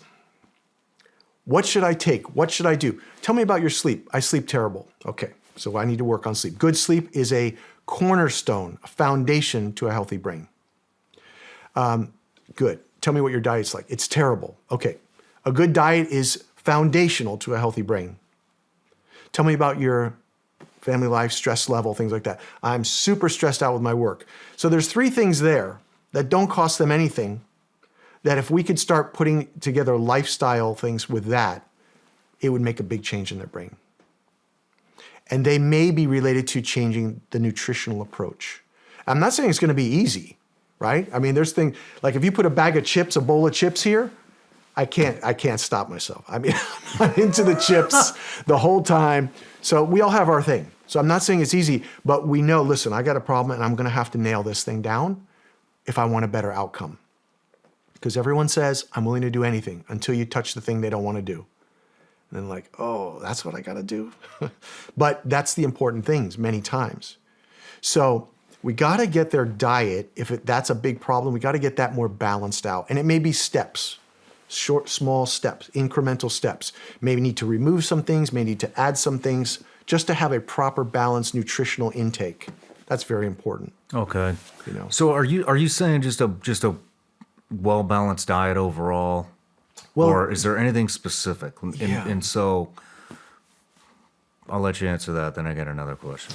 Well, I think that's even become difficult to answer because now people have, I mean, it's like everybody got to their sides, right? It's like you got the plant-based over here, you got the meat-eating, the carnivores over there. You got, the beauty is that our body can adapt to so many things. And so we have to determine where are you and what do we need to alter that's going to help you. So I'm just going to use you and I. Let's say that you're plant-based. No, I don't even want to go into that. That's just too much controversy in that. Let's just say that you eat a lot of dairy. You love cheese. You drink milk. You eat a lot of dairy. You have a lot of digestive problems. Just an example. A lot of digestive problems. We want to help your brain. I may make a suggestion that say, Shawn, why don't we start to taper back some of the dairy? So that it's not every day and it's not in this, you drink 2 glasses of milk a day and you eat cheese every day, which you love, which is like locally, and I love cheese, there's nothing wrong with cheese. And you like ice cream in the evening and you make your own ice cream. Okay, those are all good things, but maybe it's a little too much dairy. Maybe. For you, because we're trying to restore brain function. Maybe. And you have gut problems. You see how I kind of put that together? Mm-hmm. So, or maybe it's like, man, I love bread. And maybe you have a little bit of and you have gut issues and you have brain issues. Maybe there's a bit of gluten. We need to taper it down. So we're reasonable. We're not saying stop everything. Reasonable. How do we taper this down if that might be a contributing factor? Now we can do testing on those things to see if you have sensitivities and things like that, but it's just as easy to start balancing out your diet. More whole-based foods. Okay. If you're eating meat, cleaner meats. Right? Cleaner meats. Things that are less processed, less all the different aspects of what we know is a problem, less toxins, less GMO. We want to reduce many of those things. If a person they're trying to clean up their diet because it may be affecting their brain. Sure, that makes sense. It's reasonable. Put better gas in your car. Change the oil more frequently. That makes sense. That's so simple. So we want to clean up, but not everyone understands what cleaning up the diet means. So we need to cut down on some of especially sugars or carbohydrates, because that really can create problems with the brain, too many carbohydrates, like a lot of things. So we talked about just general nutrition. That's what I mean when I say cleaning up the nutrition. It's got to be, again, a little more specific to the person. Okay. The follow-up question to that is, there's all these supplements. Onnit has one called, I can't remember what, but it's a brain function thing, ginkgo biloba. Now, as psychedelic medicine is coming more and more to the forefront, all these companies are talking about fungi and the benefits of non-psychedelic mushrooms like lion's mane and all this. Is this real? Are there real benefits to all these fungi? It's definitely real. Yeah, I was using lion's mane for a while. We use it with some of our clients. We don't use it with everyone. But these things are real, and there's data. And someone might email you, say, "Well, where's the research?" I'm not going to get the research for you. You have to look for scientific articles. It's all in the National Library of Medicine. That's where I recommend people go. You just Google PubMed. That's the National Library of Medicine, where more than 8,000 articles a day are uploaded, scientific articles. And you can usually find things for and against whatever you're looking for. But then you got to be discerning and say, what's going on here? And then maybe take that and talk to somebody. Everything is about decision making. That's the brain. What's best for me? But as an idea, yes, there's benefits to things like ginkgo and lion's mane and fish oils, omegas, and you just go down the list. Vitamin D. That's not really for the brain. Yes, it is. It does affect the brain if you have low vitamin D levels. It affects every cell in the human body, vitamin D, because it's something that works on the nucleus of the cell. So there's so many, you want to have those things in balance. Some blood work, specialized blood work can tell you where you might be out of balance, looked at by someone who understands that in functional medicine. And then and that's where that language is being used in a lot of domains. Functional trainers, functional medicine, functional neurology, because we're looking at how the operation is rather than, and trying to redefine that, right? Trying to redefine that for people. It's not just, or how many times do you know people, yeah, they looked at my blood work, said everything's fine. Is it? Because we use different standards. Functional medicine, the international organization, uses standards that are a little bit more narrow. So we can see if your body is starting to trend high or low before it gets to a problem, and fix that through supplementation, adding or removing something, or changing, altering. So diet is really crucial to a healthy brain. There's different approaches to that. It should be specialized to the person based on what they're doing at that point and what they need to alter. And my wife and I work with people on that very much because it's integral. It's what you're doing every day. It's how you're restoring or not restoring. Interesting. Now I'm wondering what I don't know. And so I take a mushroom supplement, I take multivitamin, I take greens. Are there any supplements that maybe haven't hit the mainstream that you think people need to be aware of? Good question. Yes, but I hesitate on saying that to people because, I think they're too specialized. I don't think everyone needs them. And that's what happens. You say something and everyone jumps on that. Mm-hmm. And then 70 people are trying it and 70 people are saying, how could you possibly say that? I'll mention to you off camera later, like some of the things I do. But some of the things that I do, which I definitely would recommend, is the multivitamin, the greens, the omega supplement, omega 3s. It's really crucial. I take something on and off called quercetin. Quercetin, which is a bioflavonoid. It helps my body process things. It's an antioxidant. Do I take it every day? I don't. I cycle through. And I started taking something called NMN. NMN. It stands for something. November. That's what I needed to know, and I didn't know the proper nomenclature, so I didn't want to be a fool and say that. Yes, November. Okay, so it's a precursor to something called NAD. So a lot of people are doing IV vitamins now. I'm sure you've heard about that. Glutathione and NAD and all these things. We do not supply that in our center, but it's recommended for a lot of people to do those things. High vitamin C doses. Actually, we did that to help our immune systems through the last couple of years. My wife and I had done that intermittently, a handful of times. But this NMN is the precursor to NAD. NAD is made by our body, and it helps with energy production in the body, ATP production. So I recently started adding that as recommended by Dr. Sinclair out of Harvard to add that to my regime. I'm 59, almost 60, so I'm trying to manage some of these things that we know decline as you age. Your testosterone declines, your ability to produce ATP declines, right? Your collagen production declines. So yeah, that's something that I've been working on lately. I don't notice a lot, and I coach people. They say, well, I didn't notice a change. Some things you're not going to notice. You just know that I'm just ensuring I'm plugging the holes in my nutrition by doing these things. That's what we're doing. Okay. And other things you will notice, like GABA. You should notice it or you don't need to stay on it. So some of these things, the omegas, the multivitamin, women should be on multivitamins. We know that. Why? And men. Because their telomeres, the end of their DNA, breaks down faster when they're under stress. And they found with multivitamin, University of California, San Francisco, a simple multivitamin started to increase the telomere capping of these DNA so their strands wouldn't break down so fast. So multivitamin, probably a good idea. Interesting. Probably not one you buy in your local, cheapy. I never go cheapy, and you don't need the most expensive.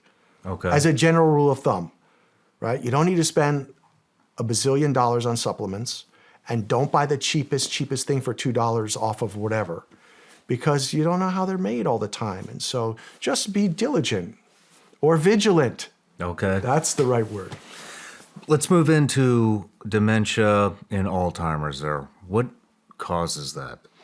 So we used to think, we being at large people in brain health, that it was plaques that develop. First, actually years ago, they thought it was aluminum from It's deodorant. not aluminum. Not really aluminum. That's good to know. But toxins are not good. Because we tried that other deodorant, and I'm not doing it. Yeah, so it's not aluminum. Does that mean that you should use aluminum chlorohydrate deodorant? I mean, toxins are toxins. So if you can mitigate that, reduce those in your life, in your lifestyle, good idea. So it's not aluminum building up in your brain, number one. Then it's these different types of plaques and tangles. But rather than going into the pathophysiology, the real details of that, one of the things that is really key to reducing your incidence of developing Alzheimer's, which is more prevalent in women than men, which is really a terrible disorder that you just don't know anything around you eventually, is blood sugar control.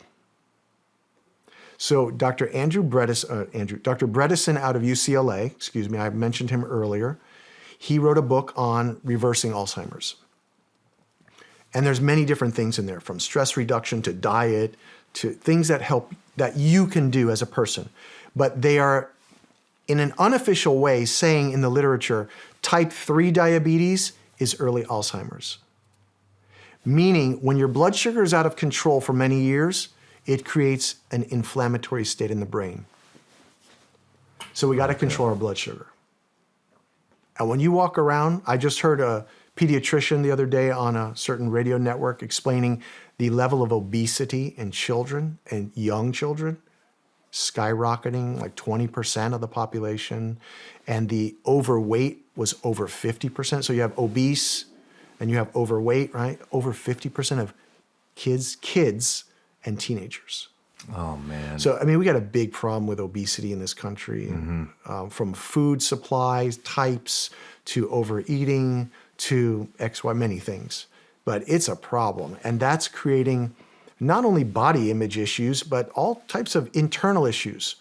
I know years ago, and I'm not going to quote it exactly, but we have on our top diseases that take people out, we have more self-induced ones.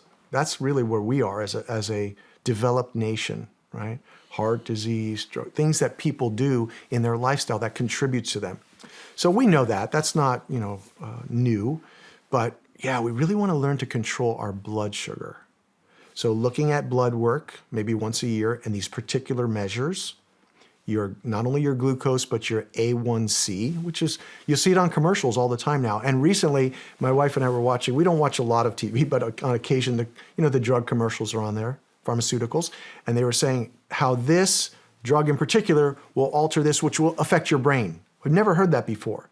So it's becoming more apparent and more in the culture, the issues of the brain and neuroscience, right? Usually people perk up when they're like, oh, the brain, my brain? Tell me about that. So certain medications which affect your drive for your appetite also affect things in your brain, which is where your drive comes from for hunger and thirst and libido and satiety and all these things. So we got to control the blood sugar. You want to reduce your chance of Alzheimer's? Control your blood sugar. That is definitely my recommendation. There are other things, but if you don't get that right, I think you really are going to increase your odds that if you have the genetic markers, like women do, that can be tested, then, and you have a higher tendency for that, and you have a blood sugar problem, you're going in that direction. Okay. Right? We do know that people who sustain concussions, even one, have a higher incidence of Parkinson's, dementia, and Alzheimer's. Okay. From brain injury, which creates inflammation, which damages tissue in the brain, which then doesn't make it work as well.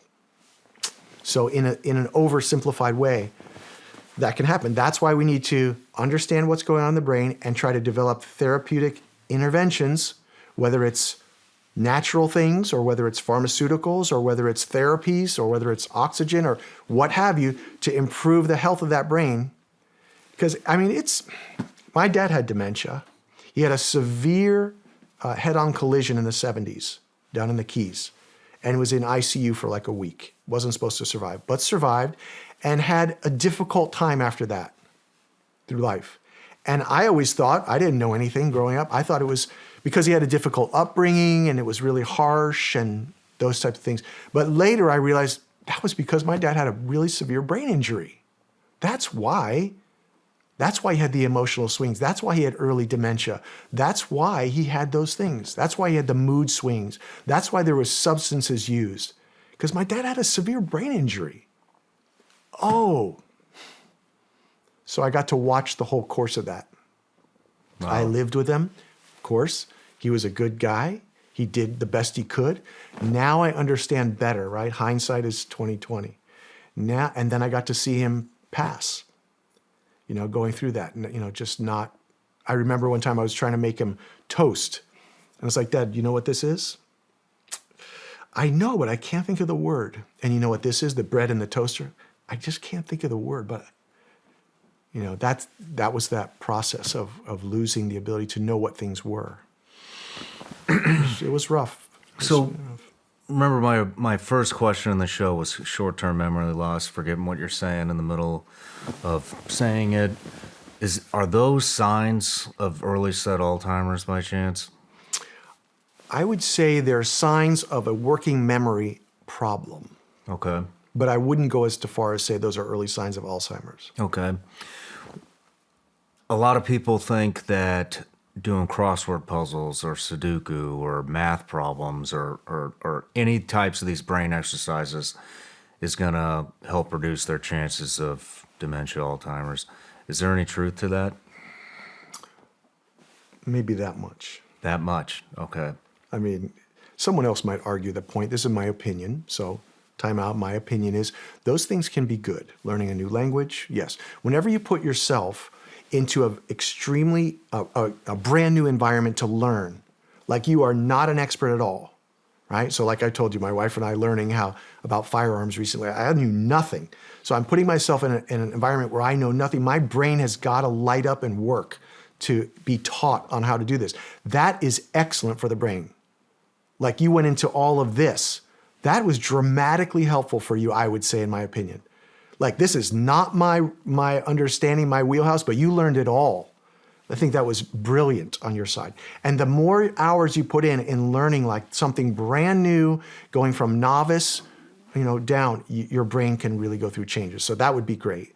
The other more passive therapies, Sudoku, crossword puzzles, things like that, have benefit. But you know what has more benefit than those? Exercise. There's more research that exercise and moving the body improves brain function than all that other stuff stacked together. Wow, really? Yes. Okay. What's the biggest input to the human brain? The body. It's attached. You feel things everywhere, that's input. You sense things, pressure, touch, pain, temperature, all that is input, constantly going into the brain. So if we can activate that, we're going to activate so much more of the brain. So when they put someone who's elderly with maybe early dementia in a chair and they sit there and there's no stimulation, yes, they're going to deteriorate very fast.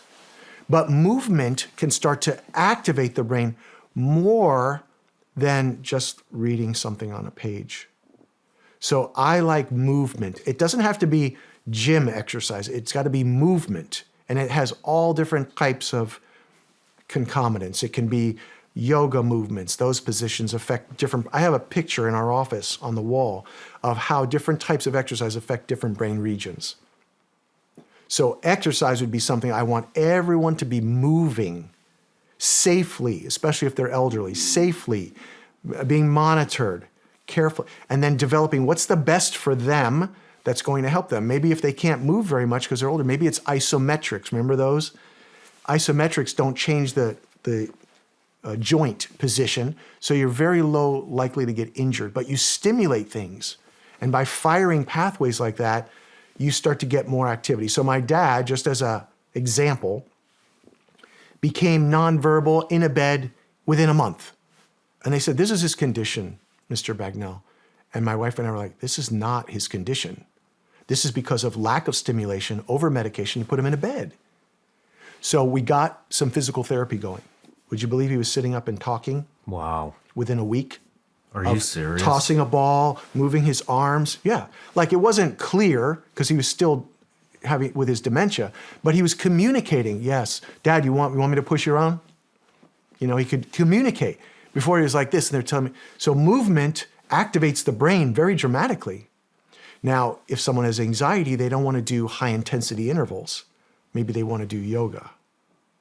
And I'm not a yoga instructor or anything like that, but I pushed back for years against my wife with yoga. No, it's not my thing. I like weights. I like running and sprinting and higher intensity. But when I did yoga, I realized, oh, that's what I need, because it calmed my brain down, slowed me down. And we know that certain types of yoga positions and maintaining them, not only the flexibility and all that stuff, can actually lower the threshold in the amygdala, which has a lot to do with your fear response and stress response. So, like I realized, oh, that's what I really need. But we like to do what we're good at. And maybe we need to recalibrate that and say, maybe I need to do things I'm not so good at, because that's going to help my brain, probably going to be better for my overall development. That's fascinating. So also, just rewind them real quick. So learning, you know, it doesn't have to be reading, Sudoku, crossword puzzles, all that kind of stuff. You could be going out and learning how to shoot. It could be new hobbies, learn how to water ski, learning how to, I don't know, whatever. If you link movement, and again, I'm going to quote Dr. Huberman, that movement is the doorway into neuroplasticity. So here's an example of what we do in the office sometimes.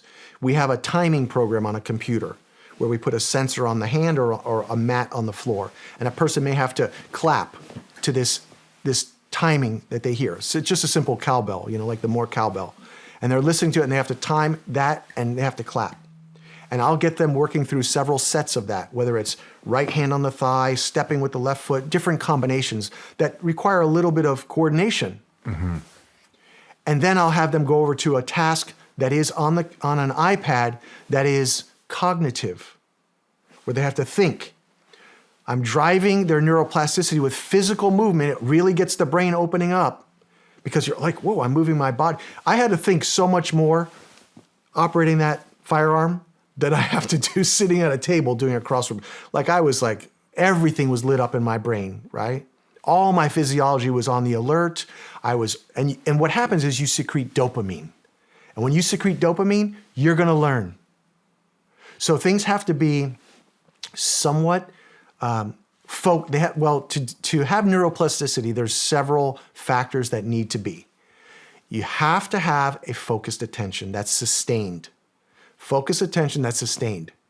When you're shooting a firearm, focused attention and sustained, right? So that was great for us. And it should be an environment that's enjoyable, playful, that stimulates that kind of, so focused attention, sustained, a playful or an up kind of environment. You should be having fun. You should be trying to have fun. Yeah, fun. I mean, if you think about it, and when I was reading about this, I was like, what do I have fun at? I don't think I would use that word, like I have fun. I mean, my dear wife would say she has fun, but it's not a word I think about. I go to the park to run. Am I having fun? I love the feeling of it. I love the stimulus, but I don't think it's like fun. I'm not like, I mean, it's just not the way I define it. Mm-hmm. When I work out in my garage, in my gym, is that fun? I mean, I love it, but it's not really fun. When I work in my garden, which is really wonderful to be outside, expanding your visual field, that's lowers the threshold of arousal. And is it fun for me? So I have different, way to describe it. But if you can have an enjoyable environment of something you're doing, and you can start by moving your body, you can start stimulating dopamine, and then you can layer on that something cognitive. Like then I would give you a focus task. Like, Shawn, come on over here. Okay, on this computer, I want you to find, remember the old maid where you turn things, isn't that what it's called? You turn over the cards, you have to memory. Mm-hmm. I might have you do that on an iPad after you did all this movement with your body and you're like, whew, I'm a little bit out of it now. Okay, come on, let's try this now. So I'm layering on top after I've driven dopamine. Now I'm going to have you use that dopamine to focus on something. Oh, wow. This is, So how passive is it? Are you driving dopamine doing it? I mean, grandmothers are not kicking out too much dopamine doing a crossword puzzle. I mean, I'm just saying that like my old image, right? That's not much dopamine. So cognitive tasks are important, but if you can open the window to neuroplasticity through the body movements and through getting dopamine going, and it has to have a certain time amount. This is the other component to neuroplasticity. Sustained, focus, attention, fun environment for a certain amount of time. How much time? 7 to 22 minutes. When you get to the point of frustration, you ever play a musical instrument? I don't. My son tried to teach me twice. It's an homage to my son, Zach. Okay, so he tried to teach me twice to play the guitar. One day, one lesson, but hard on my fingers. But that's when you get frustrated with something, that's when you need to lean in. And that's where plasticity develops. Okay. This is all coming from Dr. Huber, and so I may be quoting the time wrong. But, right, you're shooting baskets, you're not making anything, you're gonna stop. But if you say, I'm gonna hang in there, I'm gonna adjust something, I'm gonna keep trying it, and you're pushing a little bit, and you're pushing, that's where you start to push that dopamine out, and you're starting to develop new motor responses, the frontal brain, and more dopamine, so I can get this. That's where most of us quit. So we have to press in, we have to lean in, and we can use our physical abilities, if we're younger, to open the door to neuroplasticity, and we can layer on top of that something cognitive. Maybe it's attention, maybe it's focus, maybe it's mood reduction. I'm able to go from a high state to a lower state really quick. If you can do that, then you start changing your brain. Interesting. So I had a friend, he was a SEAL. He's actually my best friend. He's also was a phenomenal hockey goalie. And he used to do all these, it sounds very similar to what you're talking about. It used to be, I don't know what the hell he was doing, but he'd be calling out numbers and shapes and colors, and he'd have to touch them as fast as he can. And I always thought you couldn't improve the hand-eye coordination. I thought it was just something you were born with. No, you can train it. You can train it. You can improve it. Yes. Okay. Yeah.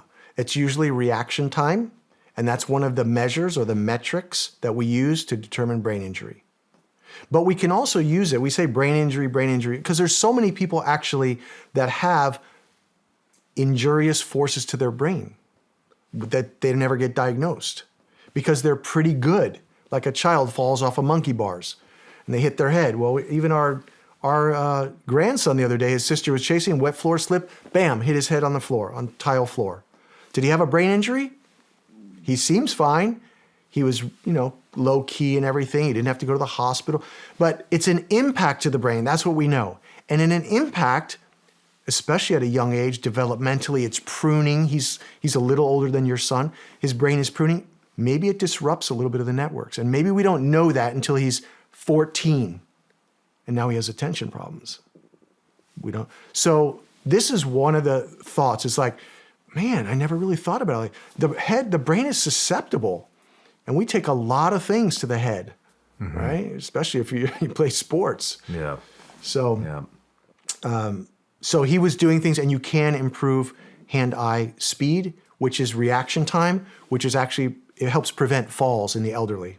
Okay. Right? Because if you're falling, you get that hand out there faster, because usually if your brain is slowing down, you're very slow to react, and you're going to hit the floor.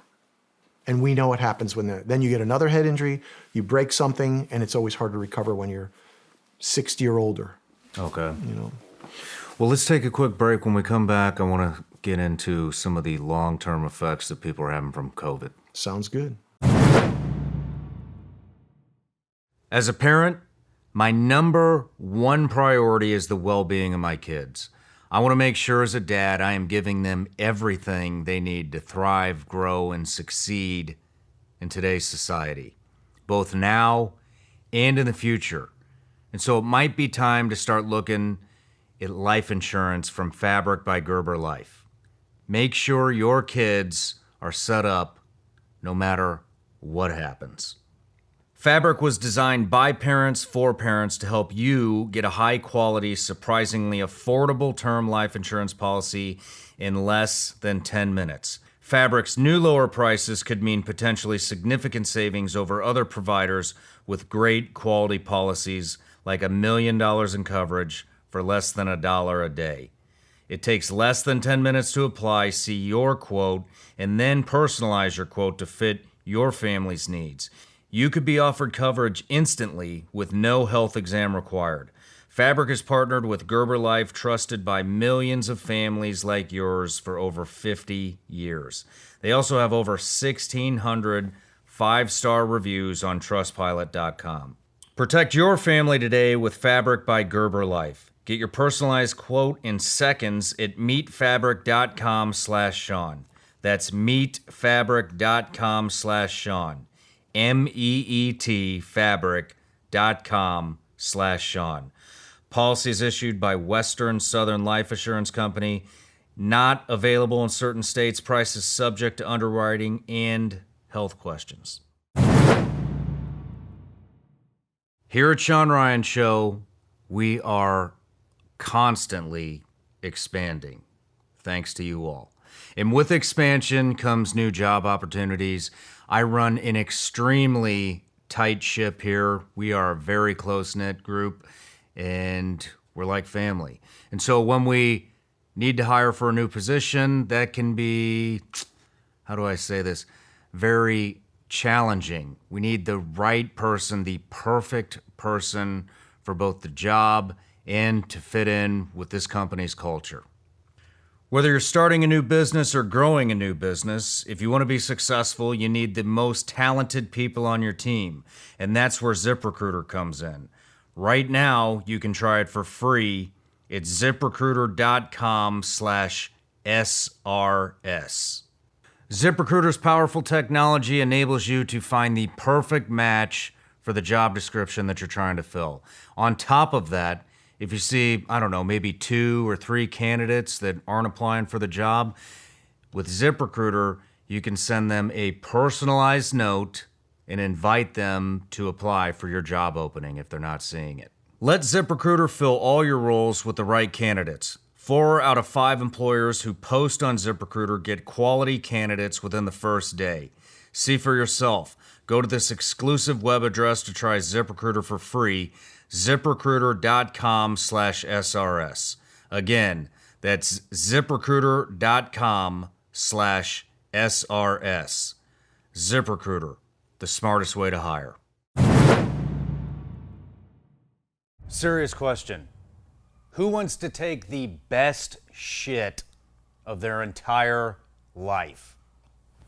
Right here, I do. How do you do that?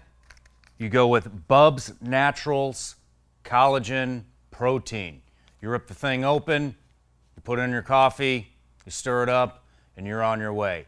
Now, if taking the best shit of your entire life doesn't interest you, collagen will also give you beautiful hair, great skin, and nails to die for.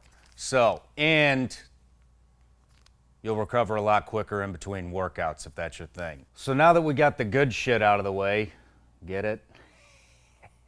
Let me tell you a little bit about Bubs the company.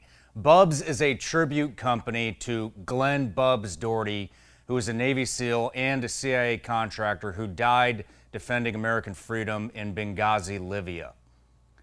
Bubs donates 10% of all proceeds to veteran organizations like the Glenn Doherty Foundation and 100% of all proceeds on Veterans Day. Let me tell you about Bubs' latest product that helps with energy healthy digestion, your immune system, and your metabolism.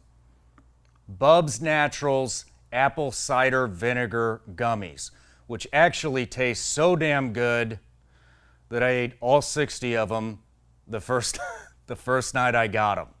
They taste amazing, and man, I got a lot of energy now.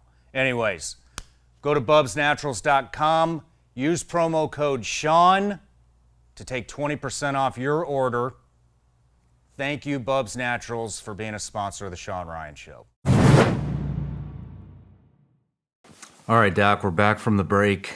I want to get into long-term COVID effects. So we've heard all about the brain fog. People are claiming that, this is lasting a lot longer than just when you're actually sick with COVID. Is there any truth to this? Definitely. There's There definitely is. truth. Yeah, people are suffering pretty dramatically. On some levels, very dramatically. Like they're debilitated. They cannot function anymore. And then, there's a continuum of people that have some effects of long COVID, little less. And then people like myself, I don't have any long COVID, fortunately. So I'm going to go back to the model for a minute, because why would people be having these longer term effects of immune things on the brain? The brain falls apart. So viral, we know that bacteria and viruses, when we get an infection, it's going to create inflammation. That's part of any process. COVID is a stronger one, of course, right? So it's a stronger viral situation. And we know that there are receptors for some of the proteins from that virus in the brainstem and in other areas of the brain. But there's a high distribution in the brainstem. So it tends to attack it more. Okay. So there is long COVID. Again, what do we know? We know there is this thing called long COVID. We know that it does not matter if you had a mild case or a moderate or severe case. That doesn't dictate necessarily that you're going to have long COVID or not have it. It could have been a mild to moderate case, and you could develop long COVID symptoms or continued symptoms like chronic. And it could have been a severe case, and you don't have long COVID. So that's not really defining whether you have it or not. It's what do you have now? What symptoms do you have now? And so they're quite varied. Okay. Some people have cognitive symptoms like brain fog. Some people have cardiac symptoms like tachycardia, a racing heart. What do you mean brain fog? Like they're just sluggish all day, or what is that? So there's actually even research to define criteria. What is brain fog? And so it's got a lot of different components for different people. But I was just explaining to someone the other day, think about when your attention is high and you're very sharp, like, okay, that's not brain fog. And what's the opposite of that? Like, I'm sluggish. I can't quite get my thoughts clearly together. When I've gotten sick in the past, especially when I did have COVID a couple of years ago, it was hard to think like that day. I mean, I had a fever. I was not well. So you'd say, well, that's obvious. Yeah, well, that's it. Imagine if that continues. Okay. Day after day. And you're like, I had a cup of coffee. I can't clear my head. I can't get sharp. So that would be the easy way to define it, rather than like, here's a list of all the different possibilities of brain fog, but it's that lack of that crisp sharpness of your mind. You're just like blunted. And it's like a lot of people say, I need a cup of coffee or two in the morning before I can get started. That's not that they have brain fog, but that's a good example.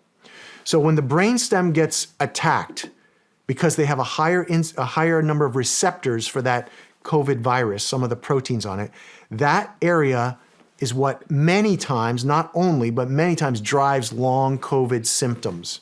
Because this is that expensive real estate that I talked about. It's controlling everything, right? When we're a baby, this is what we have in here. And this all develops later as the brain develops much larger. I mean, we have it, but it's not fully developed. Okay. Right? So it's all going to become wired together, and it's going to grow in size from a baby to an adult. But the brainstem is running everything. All of your survival mechanisms, all of that. So the brainstem tends to get attacked. Other areas of the brain are affected, and it can create long COVID. What's going on? Neuroinflammation, or inflammation from an infection that goes unchecked. Right? Imagine an injury to the knee, like a model I used before, and that Inflammation doesn't go down. 6 months, you're like, oh my goodness, this is not going away. Got to get that inflammation down. That's one mechanism. Sometimes it's the inflammation. Sometimes it's injury to some of the tissues from the inflammation. And that needs rehabilitation, which is what people don't think about. They think about, of course, is there medication I can use to help bring down some of these symptoms? That's a reasonable thought. I even think that. And then what they don't think about, which now what I'm presenting to you in this is, you may have to rehabilitate that, just like a knee that was injured. I may need to do, and that's obvious. Of course you need to do rehabilitation on a knee that's repaired. How do you rehabilitate the brainstem? That's what we do in functional neurology. We map out what we need to rehabilitate. Is it the right? Is it the left? Is it the top? Is it the bottom? Because why? This is running all of your systems, your heart rate, your blood pressure, blood flow throughout your body. It's sending projections up to the brain. So it's got everything, balance systems and mechanisms. So it's like central to everything. And people with long COVID, often I would say higher than 60%, this is involved in a situation which may respond well. I'm not going to be the answer to everything, right? But it may respond well to rehabilitation for them, among other things that they are going to need to do. Okay. And we're going to see millions and millions of cases just because millions and millions of people were affected. Are there any reports of people who are asymptomatic having long-form COVID? Or No. Long COVID, excuse me. It's No. long COVID, correct? It wouldn't be asymptomatic. If you have long COVID, you have symptoms. Okay. Yeah. Okay. How long is this lasting? Is this going on forever until somebody treats it? It may. That's the problem. Wow. It may decrease on its own. It may not. And again, my thought is, my consideration, and there is lots of research pouring in on this, and I have thousands of articles, or maybe 1,000 articles already that I've downloaded on this, trying to plow through those as quick as I can. But if something is injured in the physical body, again, the knee is a good example. We realize that rehabilitation, strengthening, stretching, some kind of therapy to rehabilitate is probably necessary. So I'm hopeful that people will say, maybe rehabilitation might be necessary to help me recover. Because it's not a common thought, right? I don't believe it's a common thought based on my experience in, people all over the country is, if you have a stroke, yes, rehabilitation. People, yeah, of course you need rehabilitation. But if you have a concussion, not everybody understands what kind of rehabilitation. And then if you have an infection that affects your brain, I think it's the bridge isn't there, in my opinion. I don't think it bridges it. How am I going to rehabilitate that? That's what we're talking about today, that there are therapies that can rehabilitate the brainstem or the frontal lobe or the temporal lobe, which may improve their long COVID symptoms, reduce them. So their brain becomes less foggy, their balance becomes better, their heart rate control becomes better. A lot of them develop something called dysautonomia, which is a really long word. It's the automatic system of the brainstem is dysregulated. Now they can't control things like blood pressure and heart rate, and it's very debilitating. Like imagine standing up and your heart rate shoots up through the roof. And those people are struggling. We treat a lot of people with dysautonomia from long COVID as a symptom. Man, that's horrible. It's terrible. I mean, I recently seen on Twitter many people just their lives are totally changed because they can't function anymore, and not older people necessarily. So, there's a reality to a lot of these things. We just need to kind of peel back all the other things and say, what's really going on, and how can we help people? How can we help people? That's the key. Yeah. Let's move into addiction. So okay. I've struggled with addiction. My wife has struggled with addiction. A lot of my friends have struggled with addiction. I just want to kind of talk to you about addiction. How are we getting addicted to things, especially things like social media? Like what's going on in the brain there? Yeah, I mean, big part of humanity is that. So let's say this. Let's go back to the model because it just helps give a visual. So this is the side of the brain. It's the left side of the brain. This is the brain stem. Well, right in here, in the brainstem, the upper part, is an area that makes dopamine. And dopamine drives our desire for things. So if I fire that by... Dopamine is desire for things. Mm-hmm. So in social media context, it would be like a desire to be acknowledged. Anything. Likes. Desire, likes. craving, whatever you want to call it. Okay. But dopamine is more basically, it's going to be the motivation, right? Whatever you attach to that is what's going to connect. Okay. So I'm gonna use an example from Las Vegas. Several years ago, I got asked to speak at a conference out there. Most of the hotels, when you come down to the lobby, are casinos. And I didn't notice it the first day, but the next morning when I came down, there was quite a few people there at 7 a.m. And a lot of the slot machines have vertical things that roll, right? Or roll or move vertical. Not the tables and things like that. But I was noticing that. I watched it for a few minutes. I was getting a cup of coffee. And there's something interesting with that. So our vertical eye movements are controlled from the area that produces dopamine. So vertical eye movements. What else is a vertical eye movements? Your phone, right? What else? Your computer. But those gambling machines are vertical eye movements that go fast. And then I saw a lot of people smoking. So now you have nicotine firing up the brain more. Coffee, more attention, more firing up. All those things are going to drive dopamine. Vertical eye movements are controlled by the upper brainstem. So in a way, you could say, I could drive more dopamine production and attach you to something or get you addicted to something by using a lot of vertical eye movements. And connecting that to something that's emotionally charged, whether it's whatever image it is. It's emotionally charged, so you're emotional about it. I'm going to win, and now you're driving dopamine, the desire, and you have vertical eye movements, and all these things fit together, and they drive addiction, for sure. Okay. I'll say, well, what's the answer for us who were before phones? Whenever we have that dopamine being surged, and we attach it to something emotional that we want, that's going to connect. And we know that certain things drive more dopamine. So cocaine would drive a huge surge of dopamine, amphetamines, huge surge of dopamine. And so, different things have been measured, like 1-fold increase, 5-fold increase, 100-fold increase. Is an adrenaline dump a dopamine dump?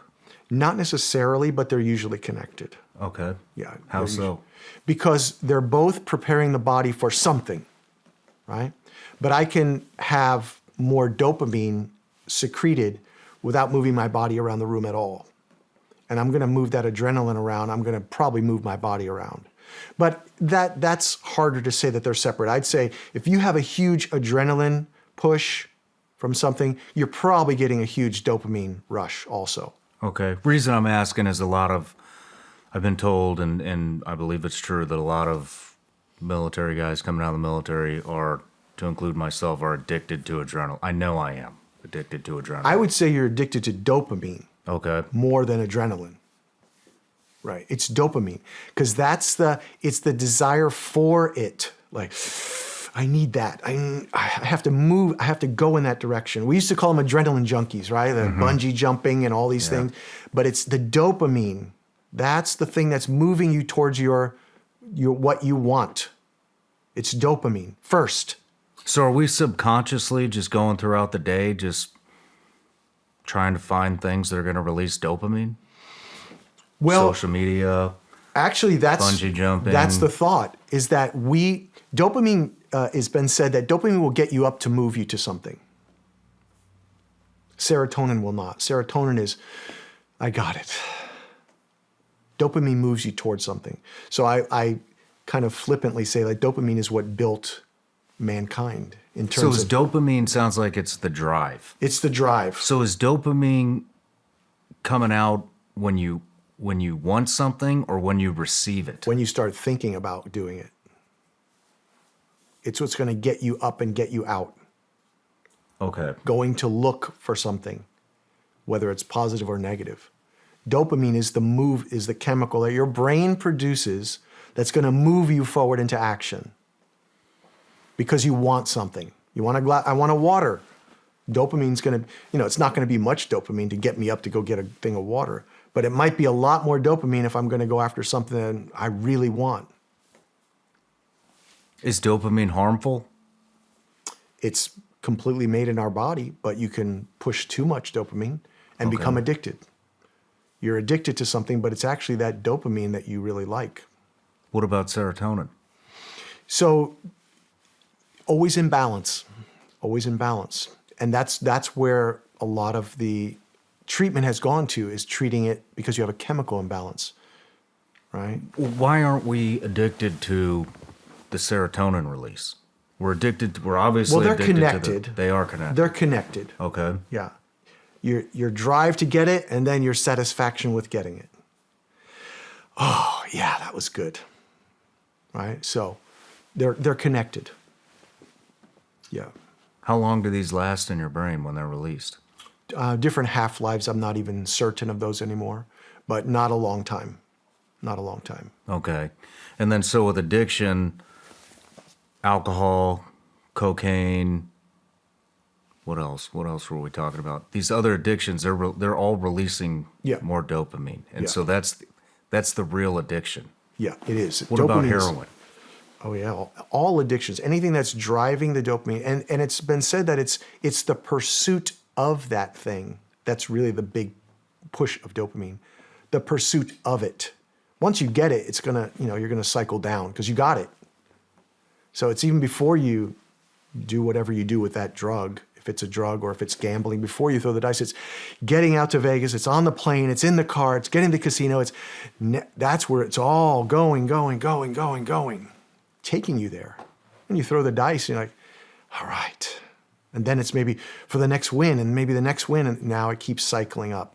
Okay. But you can burn that out, those systems. You can overrun them too much, and because there are cells that are producing dopamine, they can be overworked, overstimulated, and it takes progressively more of whatever that was to bring you satisfaction, addiction.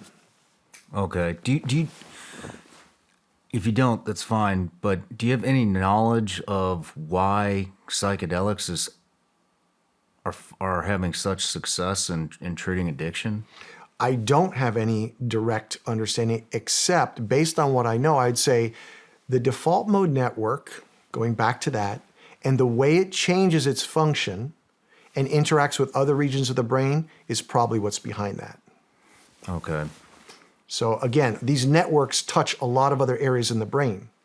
And so I'm talking about the upper brainstem. And so when you change the default mode network, which is this big grouping of neurons and areas, it must have a direct impact on that mechanism. Okay. Back to long COVID.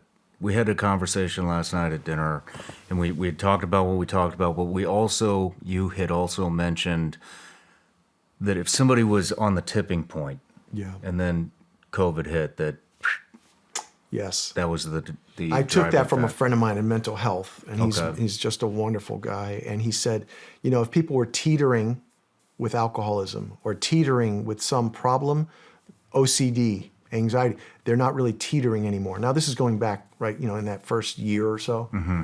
And we saw everything went up: anxiety, OCD, domestic violence, alcoholism, everything went up.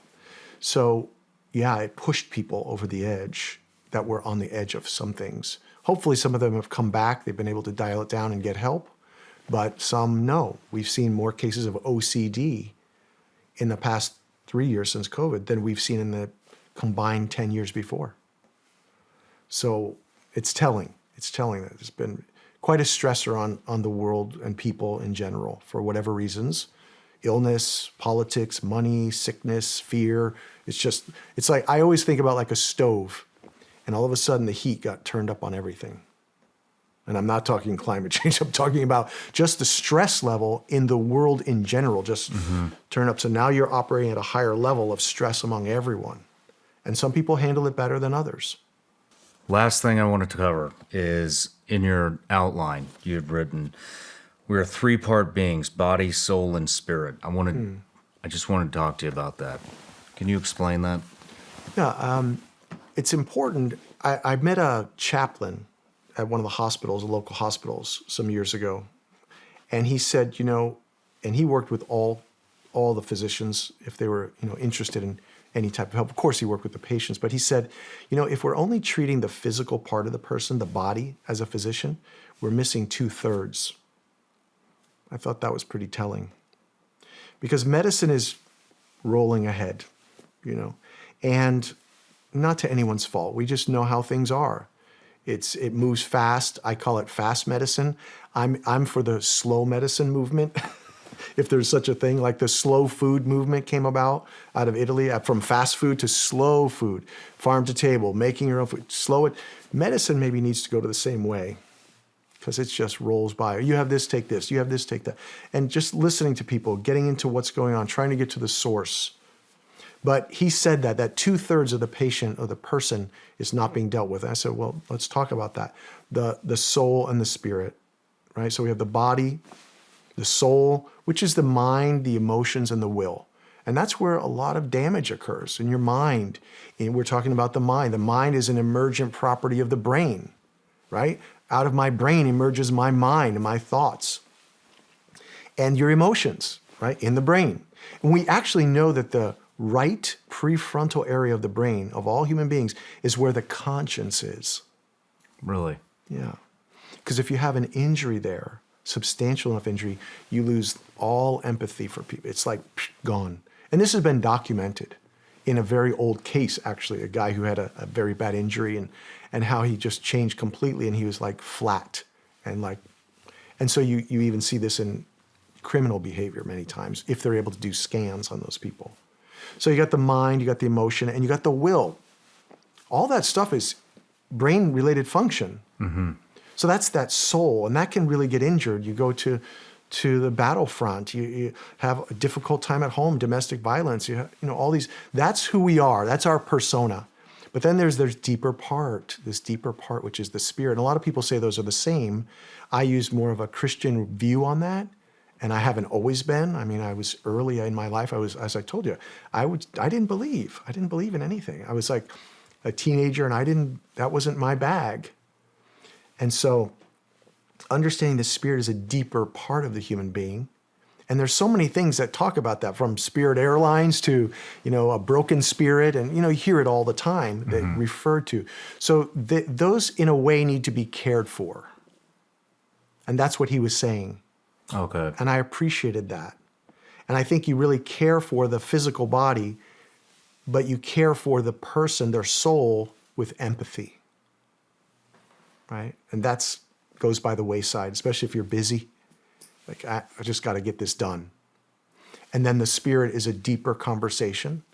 And every human being, my belief is that every human being has a spirit. That's been born into us. But most of us don't really know how to operate it. And if you don't know how to operate something, or you don't know its operations, you may not be able to really function with that very well. And so his perspective, and it's my perspective, and it's whoever's open. If I sense the need, so it's not the first thing that comes out. I'm glad we end on that, because if I've been through what you and many of your colleagues have been through, that would be something I would need someone to help me with, I think. We all need to help each other. It's not like anyone's there. But helping somebody with that, if they don't have that, and of course some of the people on your show that I've okay, I see. Because if it's the deepest part of you, and I can share something that strengthens it, encourages it, and then that's something that you take up, like I took up, or anyone takes up, and I believe that, then that could really be very beneficial for them to move forward. Yeah. Because this is going down. This is eventually going down. And this is going down eventually, but not the spirit. That's going to be sustained. So that's the perspective on that. And I think it's vital. If I don't say it, then you said all this great things, great information, but you dealt with the body. Maybe you dealt a little bit with the mind, but you kind of left these other very vital things of humanity. And so I feel like that's so vital. Thank you. Thank you for sharing that. Well, Doc, do you have anything coming up that you want to talk about, or? We didn't talk about the dolphins. We didn't talk about the dolphins. We need to talk about the dolphins. I can't believe I cannot believe that. And I slipped my mind. forgot it too. Okay, so the dolphins, and we're not talking football. We're not talking football. We're talking about an animal-assisted therapy program that we developed down in the Florida Keys, working with dolphins. And it's probably one of the ways we connected originally. So we developed land-based and water-based activities with the dolphins to help restore brain function.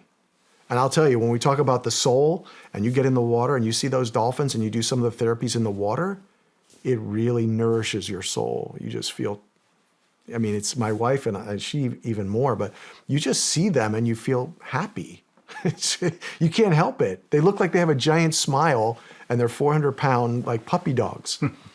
And they look at you in their eyes and you can tell, and they're of course highly intelligent. Their brain is very similar to ours. And even larger in some regions.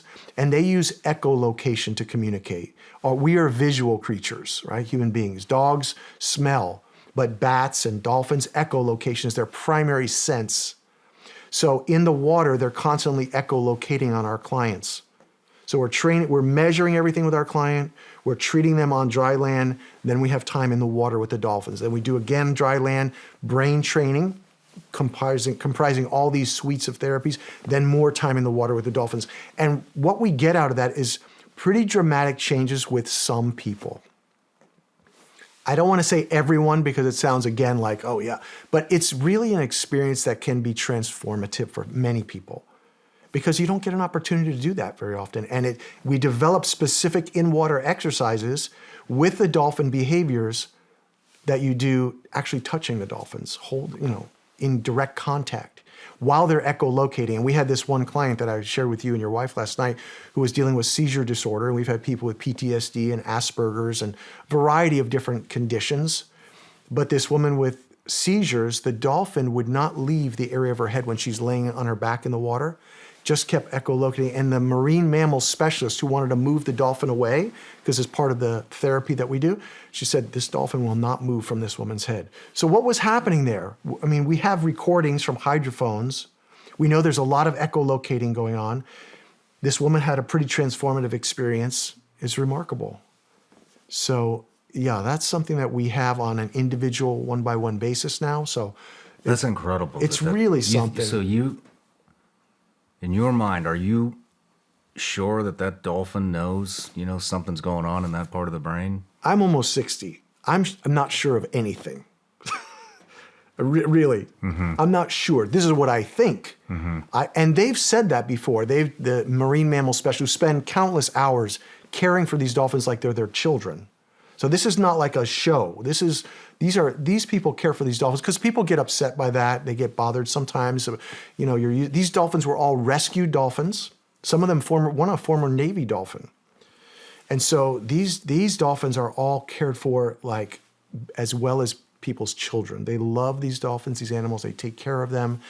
And they're so intimate with them that they say, we have people that they will stay closer to. And we find out later that they have had X, Y, and Z conditions when they're doing other work with them, because it's not just limited. They're not my dolphins.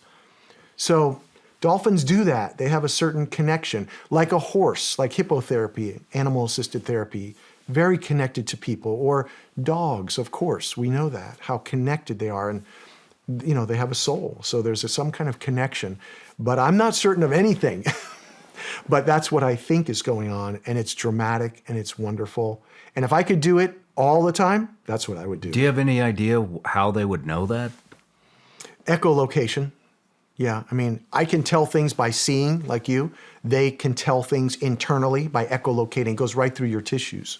Wow. So yeah, that echolocation is such high frequencies that it can determine what's going on. And so they're extremely sensitive to changes in the environment and things.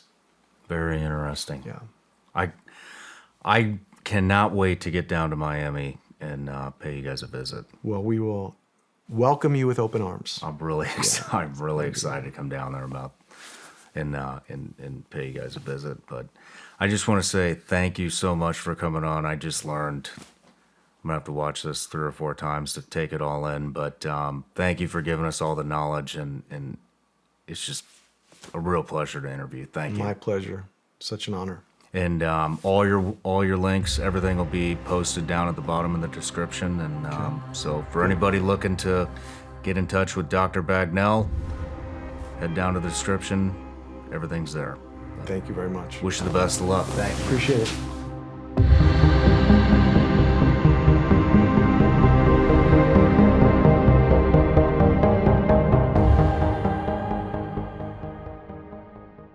Hey everybody, I'm Shawn Ryan. Click here to subscribe to the Shawn Ryan Show YouTube channel for the hottest and most compelling interviews that you will not see anywhere else. I've also made a playlist of all the previous SRS episodes so they're easy to find. You can find that right here.